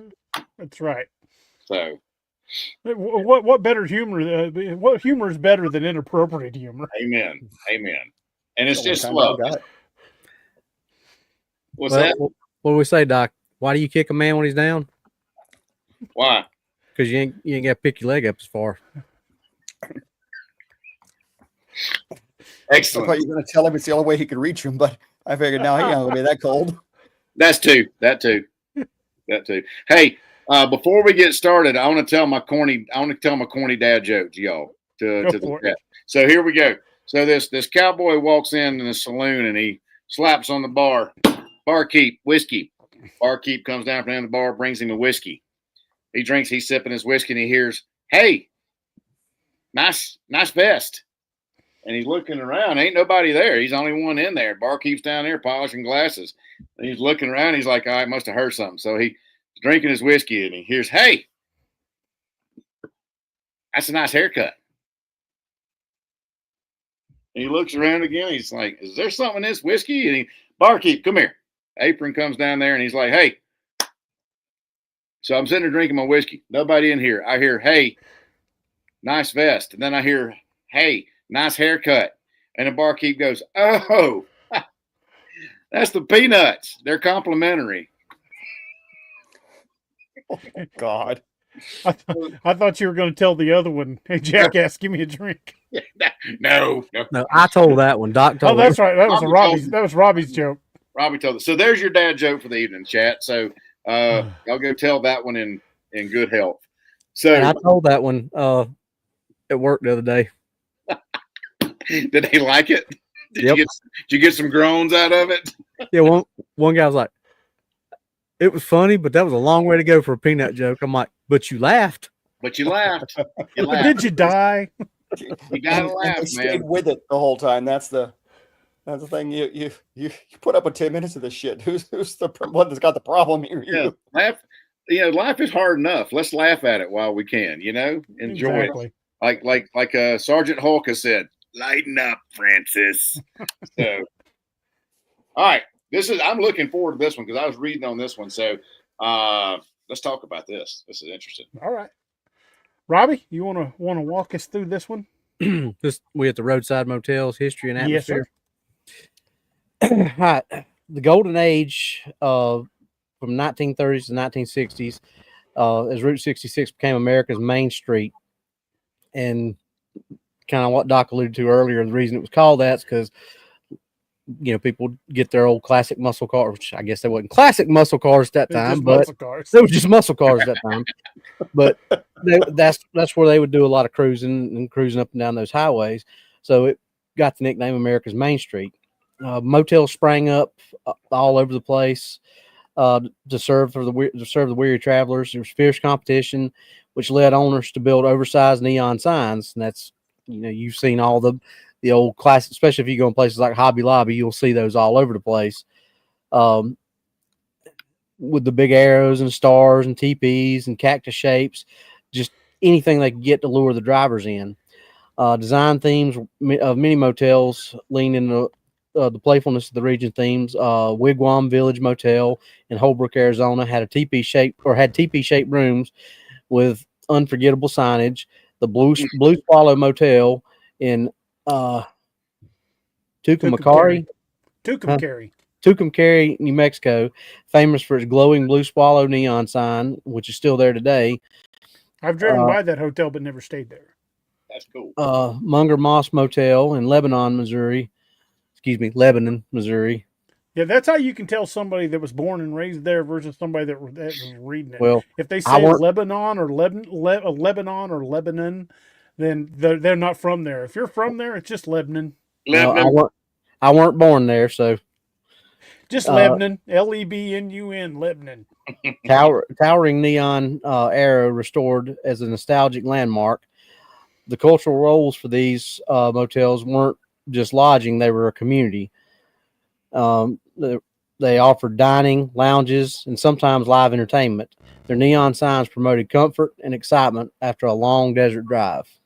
So it was kind of like it was the, they took these long drives, but it was just a place that they wanted to draw the attention of people. So that's where they came up with these things as a competition because there's so many of them, to get these travelers that were riding on America's main streets. And the competition was pretty fierce. I mean, there were those little mom and pop places all over the place. Well, and you used to go to Myrtle Beach a lot, DA. It was a lot like that down there at a time. All those little mom and pop motels, when we stayed at all the time, called the Hurl Rock. It had one of those neon signs like that, and anywhere up and down that main drag, you had those little hotels. Now, if you don't have a membership at one of these resorts, communities or resorts, yeah, you just about can't stay. But that was the same type atmosphere. Unfortunately, that's what happens when corporate takes over. Yeah, all those little mom and pop places were once before. The mom and pop places just get squeezed out. Goes to hell in a handbasket.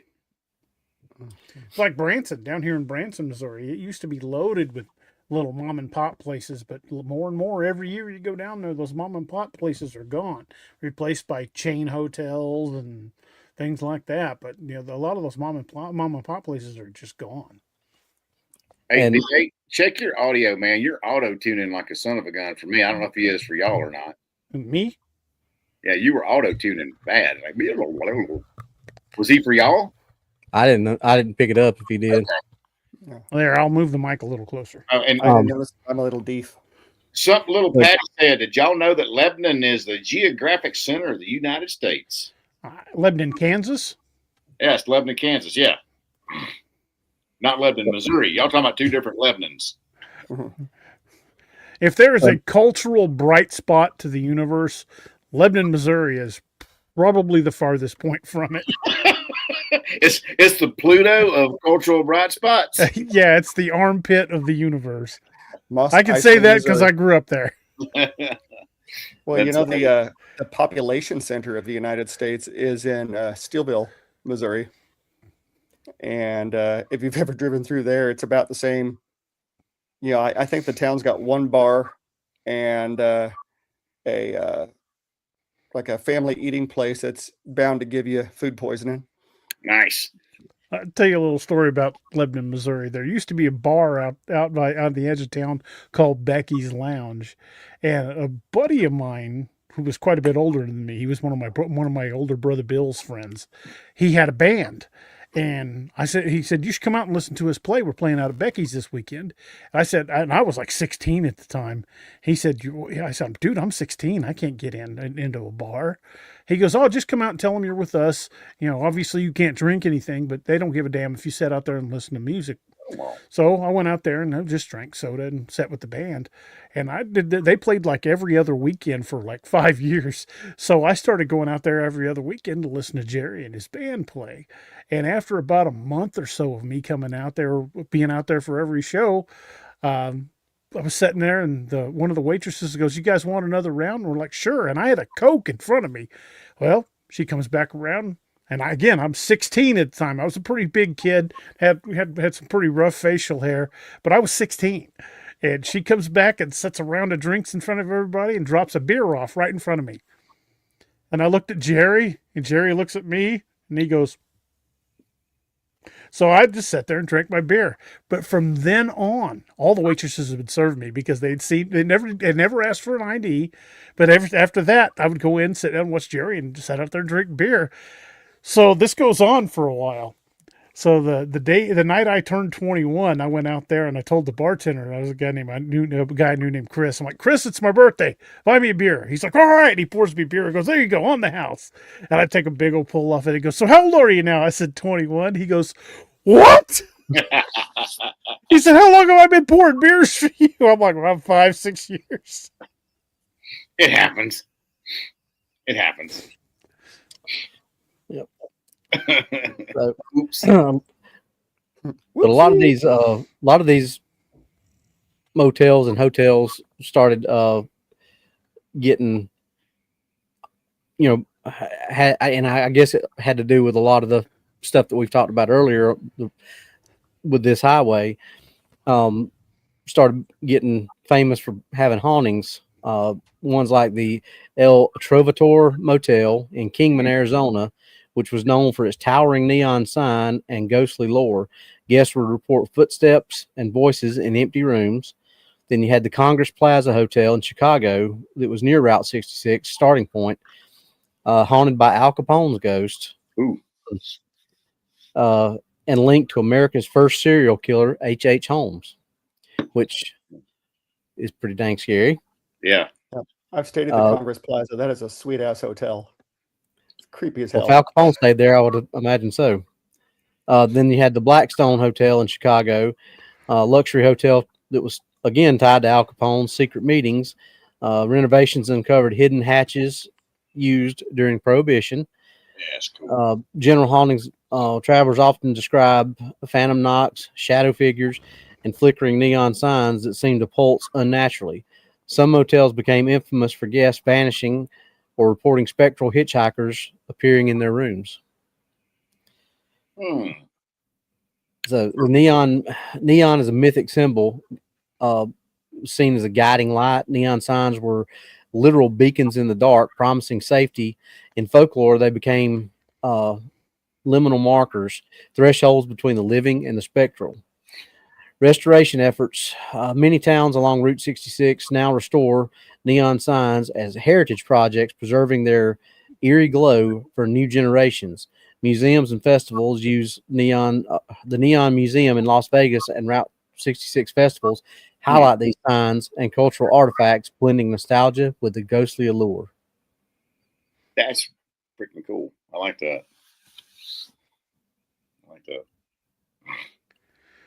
And that brings us to the increasingly creepy Munger Moss Hotel in Lebanon.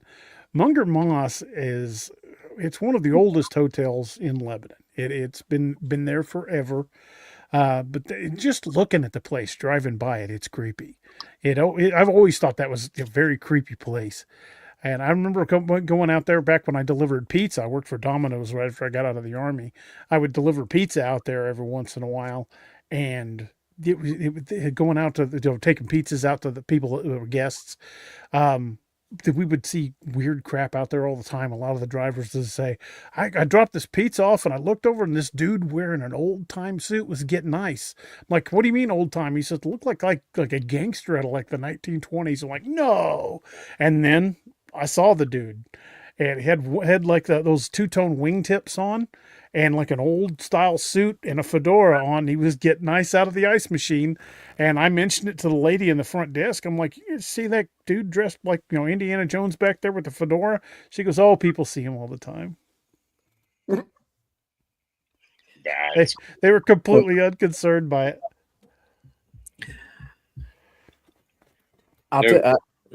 I've never had an experience like I said earlier, but I'll tell you about one that a guy that I've been friends with since I got started in law, actually a little bit before I got into law enforcement. He was my lieutenant at Easley.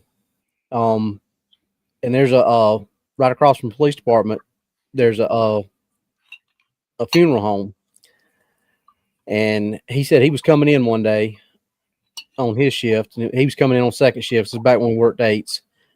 And so he was coming in to relieve first shift. And as he was coming in, first shift was getting, he said it's just pouring rain, like huge rainstorm. And he got a call, or first shift was getting a call to go about a disturbance at the funeral home. So he said, well, I'm close. So I'll just go out there and back him up. And then if there's anything to it, I'll go ahead and take it. And that way he ain't got to worry about it. He can go on home since I'm just now coming in. I think he was a sergeant at the time. He wasn't a lieutenant then. So him and the guy that got the call, they go in, and it had this big open area, little foyer where you first go in, and there's a Starbucks coffee in there right before you get to the main area that you go when you go talk to the receptionist when you come in to do your business. And the Starbucks started closed, and she was getting ready to close the main entrance area. And she said that, or he said when he got there, the little girl was just like a high school student, and she was just like visibly shaking. She was just like physically, her whole body was shaking. And she was like, I was going to close, and I saw this guy. I looked up, and he was there, and I asked him if I could help him, and he just looked at me, and he just walked back in the back and didn't say anything to me. And they said they looked down and they could see, because like I said, it had been raining, they could see footprints going back towards, yeah. Oh, it gets worse. It gets worse, Doc. Trust me. So my friend said, well, what was he wearing? And she described what he was wearing. He said, okay, you stay right here. We're going to go see if we can find him. So him and the other guy go follow the footprints. They go walking in, looking around, checking all the rooms. Well, they get to the last room. Guess what the last room is?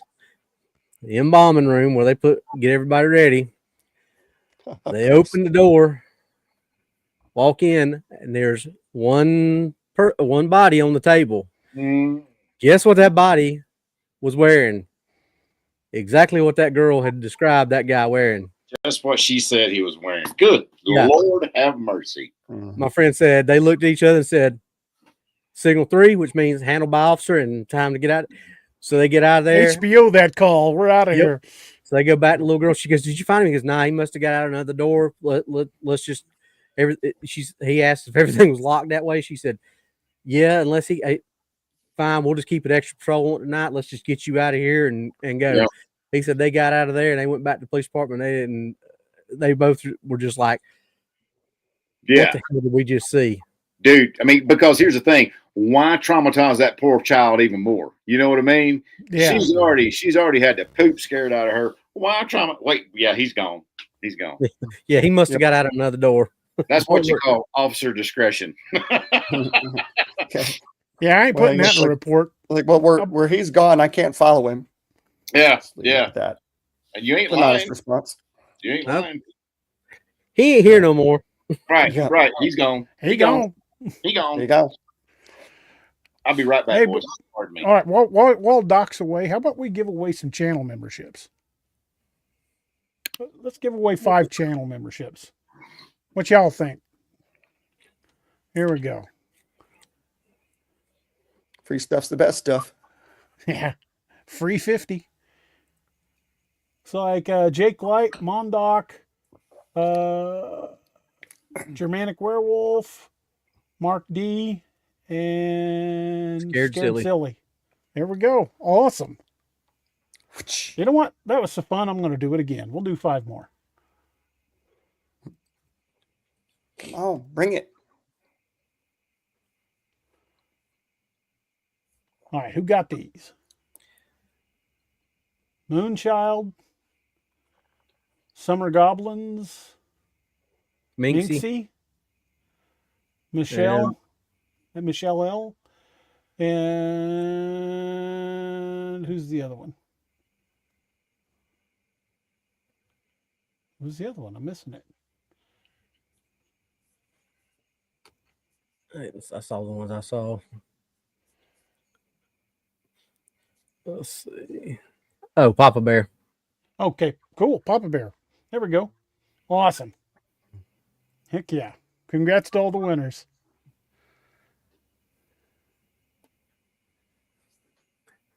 This one they said 15 minutes. 15 minutes. We're getting there. Steve, you want to pick up with the history with the haunting edge, and then go on, run it down to where the story is? Sure, will do. All righty. So this is more about the Munger Moss Hotel, because, it ain't gotten scary enough yet. It was founded in 1946 as a cabin court after relocating from Devil's Elbow, Missouri. Well, that's not, remotely concerning at all. Yeah. I think the correct response is screw you, Robbie. Expanded in the 1960s to include dozens of rooms, each decorated with the Route 66 theme. Its giant neon sign, restored in 2010, became a beacon for travelers. Yet many guests described the glow as strangely hypnotic, flickering at odd hours, even when switched off. And it's blood red, too. Yeah, it is a creepy ass sign. It's something that you'd expect to, you could record a movie in like that sepia tone and do like a zombie film or something with it in the background. I've driven by that many times. Never had a desire to stay there, but I've driven by it. No thanks. It was owned for decades by Rob and Ramona Lehman, who welcomed guests from around the world until its closure in 2025. There's been a lot of creepy lore and guest experiences associated with that. Some of these are phantom footsteps. Guests reporting hearing footsteps pacing outside their rooms late at night, although the walkways were empty. Flickering neon. The sign sometimes pulsed like a heartbeat, unnerving travelers who swore it followed them down the road. Themed rooms. Some Route 66 decorated rooms carry an eerie vibe. Guests claiming the radios turned on by themselves, playing static or old country songs. Cold spots in rooms. Even with the air conditioning off, certain rooms were described as icy cold, especially near the corners where original cabin walls once stood. And shadowy figures. A few travelers spoke of seeing silhouettes in the neon glow outside their windows, figures that vanished when approached. So why does it feel haunted? Well, Lebanon sits at a crossroads of Route 66. Wow, let's try it again. Route 66 history. No. Where countless travelers pass through, some never reaching their destinations. The motel's cabin court design with garages between rooms created liminal spaces that feel isolated and exposed. And of course, it has a cultural memory. Like many roadside motels, Munger Moss became a repository of stories, joyful vacations, tragic accidents, and whispered encounters. In short, the Munger Moss Motel is remembered not only for its glowing neon sign of Route 66 hospitality, but also for unsettling reports of phantom footsteps, flickering lights, and shadowy figures, making it one of the Mother Road's eeriest roadside haunts. I remember the way that was situated. It was always kind of creepy too, because it didn't appear to be on that high a point, but it was on kind of a high point relative to the rest of the road. So like you would, it just sit kind of at the top of a hill. Yeah, it would come up on you as you're heading east to west, but then once you get past it, it follows you forever. It's like you're on this. You feel like you're going up and down hills, but you must be on the steady downgrade the entire time so you can see it. And, some of those. Yeah, when you're heading out of Lebanon, that thing stays in your rear view for a good long while. Oh, yeah. You see it much longer than you should. It's kind of like that candy place on Highway 44 that. What is the name of it? Oh, the one out by Phillipsburg? Yeah. I know you which see one, that but one. I can't think of the name of it. Redmond's. Yeah. Redmond's. Yeah. Like I swear for 10 miles past that place, you could see the damn sign with the little cartoon dude on it. I'm like, why do I still see this? DA Long Queen wants to know if there's any ley lines that intersect Route 66. I was thinking that. That's a great There question. very well could be. Doc, you want to look up ley lines and see if any of them follow or cross route? Well, I know a lot of, considering how long Route 66 is, I guarantee there's a lot of ley lines that cross it. But whether or not any of the Route 66 follows any ley lines might be a whole different matter. But I'm going to do the last story. And this story, it's creepy for a couple of reasons, because I've heard versions of this story firsthand from people that stayed there since I was a little kid. The story's called The Neon That Never Sleeps. On Route 66, where the Mother Road winds through Missouri, stands a beacon of light, the Munger Moss Motel. For decades, its towering neon arrow promised weary travelers rest, but some who checked in found something else, something that never left. A salesman arrived late one summer night in 1963. He was tired, his eyes heavy from the long drive. The neon sign flickered as he parked, bright, then dim, then pulsing like a heartbeat. He thought nothing of it. He checked into room 14, dropped his suitcase, and collapsed onto the bed. Minutes later, he heard footsteps pacing the walkway, slow, deliberate. He opened the door. No one was there. Only the neon glow casting long shadows across the empty lot. He shut the door, uneasy, and turned on the radio. It hissed with static, then played a song he hadn't heard in years, a song from a jukebox in a bar long closed. The salesman lay awake, staring at the ceiling. The air grew cold, his breath visible in the dark. From the corner of the room, a shadow stretched upward, taller than the lamp, darker than the night. It moved when he did. It moved when he didn't. He whispered, "Who's there?" But the only answer was the flicker of the neon outside, pulsing faster and brighter until the room glowed red. In the morning, the maid found the room empty. The bed was unmade, the suitcase was gone, but on the nightstand lay a single receipt, dated 10 years earlier, signed by a guest who had vanished without a trace. The name matched the salesman. They say the neon at the Munger Moss never sleeps. It remembers every traveler who passed beneath its glow, and sometimes it calls them back. Yeah. That article said they closed Munger Moss in 2025, so it just shut it down this year. And they just restored it just a few years ago. But it was still, even restored, it was still a very creepy ass hotel. Haunted hotel. What kind of crap they stirred up in the restoration? Yeah. That may have been why they shut it down. Look, we just pissed it off. Yeah.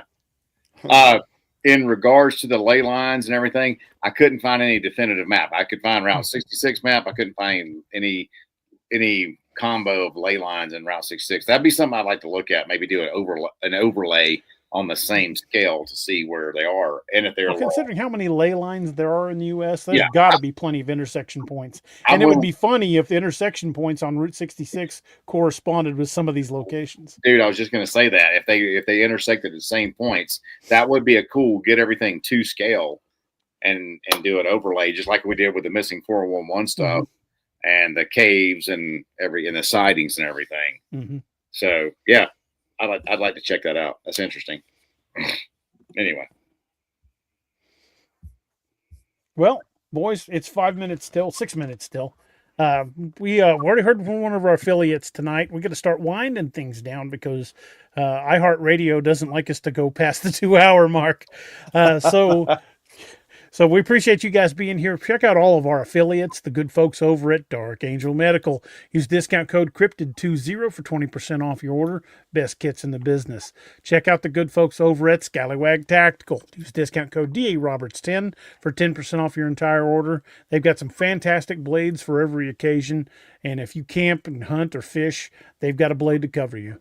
And check out the awesome folks over at SigwoArms.com, purveyors of fine firearms here in Springfield, Missouri.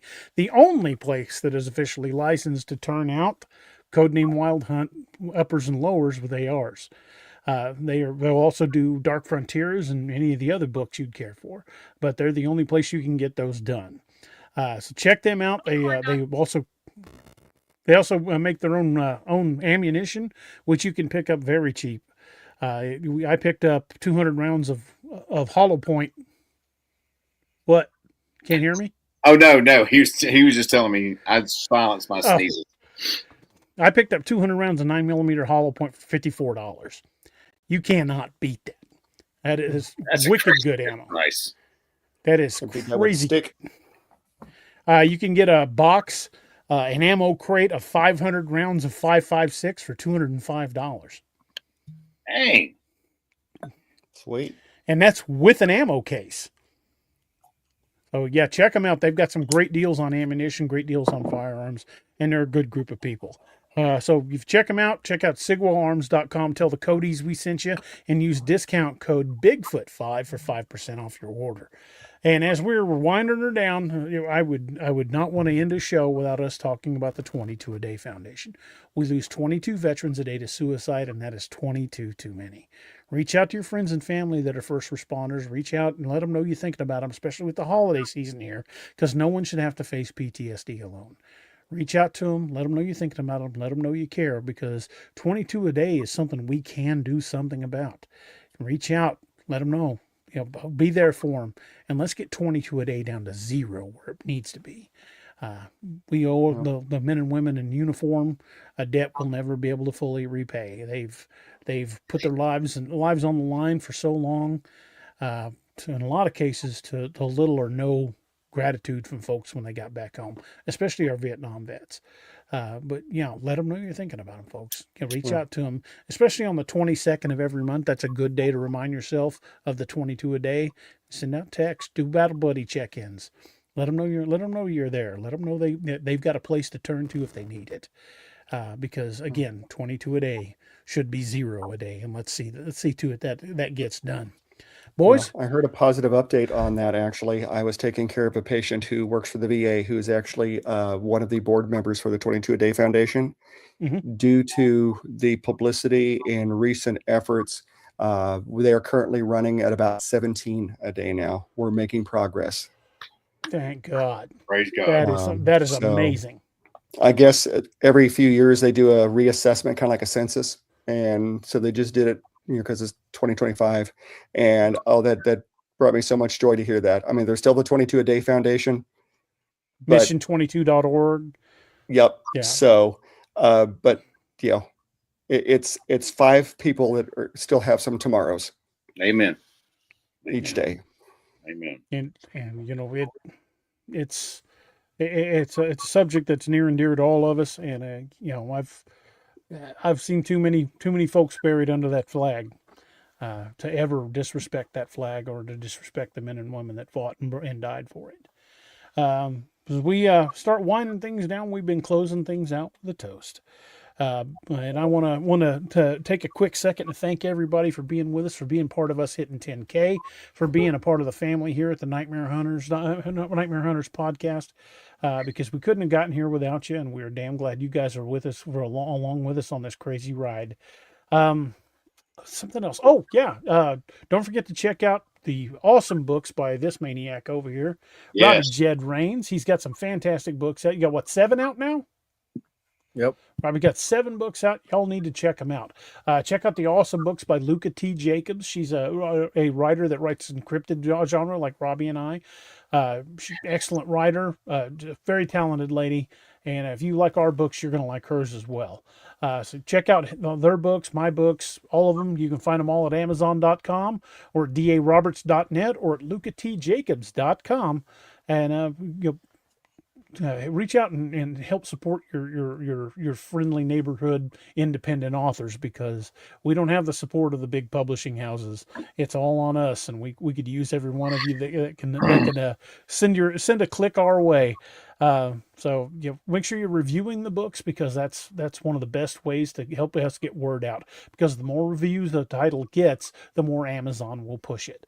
So please check out our books. And if you pick one up, please take the time to leave us a review, because we would sure appreciate it. And it is now straight up 9 o'clock. We're kind of running over the time. Doc, You want to take us out with the toast, Yes, sir. Steve? I know you've got the toastables. We're going to be a couple sure minutes do. over, but that is perfectly okay. In Let me, in honor of the D.A. Roberts books, we have the celebrity endorsed vintage. Love that Dalmore. All right. So this comes from the Irish drinking song, The Parting Glass. But since it fell into my lot that I should rise and you should not, I'll gently rise and softly call. Good night and joy be to you all. Slanjava, everyone. Slanjava, and we will see you guys next time. Good night.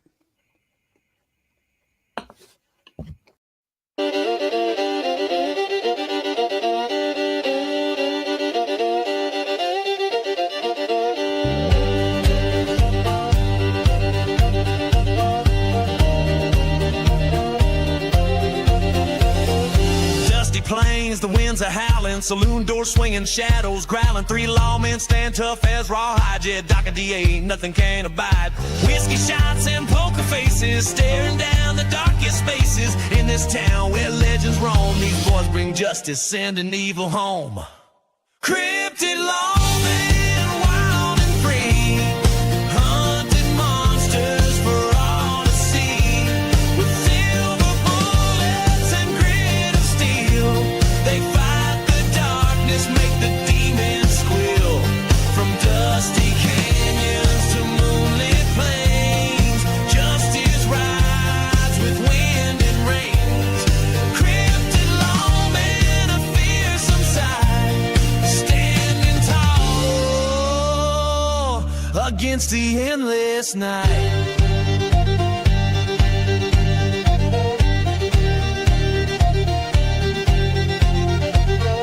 Jed's a howler, claws of steel. Doc's a biter, makes the devil real. But DA's a shifty one, a shape-shifting soul. Can turn to anything, takes any form, takes control. Tonight the chupacabras come to town, sucking the life from all around. But these lawmen, they ain't afraid. They'll face the darkness unafraid. Cryptid lawmen, wild and free, hunting monsters for all to see. With silver bullets and grit of steel, they fight the darkness, make the demons squeal.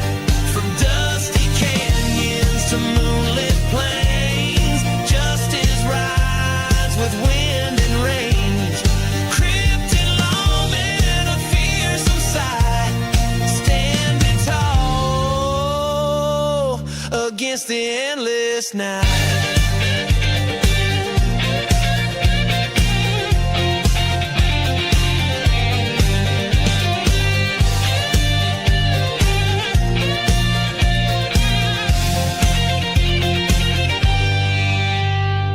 Full moon rises, bat wings flap, the air grows cold, a chill and trap. But these lawmen, they're ready to fight underneath the pale moonlight. Jed and Doc transform with a howl. DA shifts, becomes a night owl. Together they stand, a force so strong against the evil right in the road.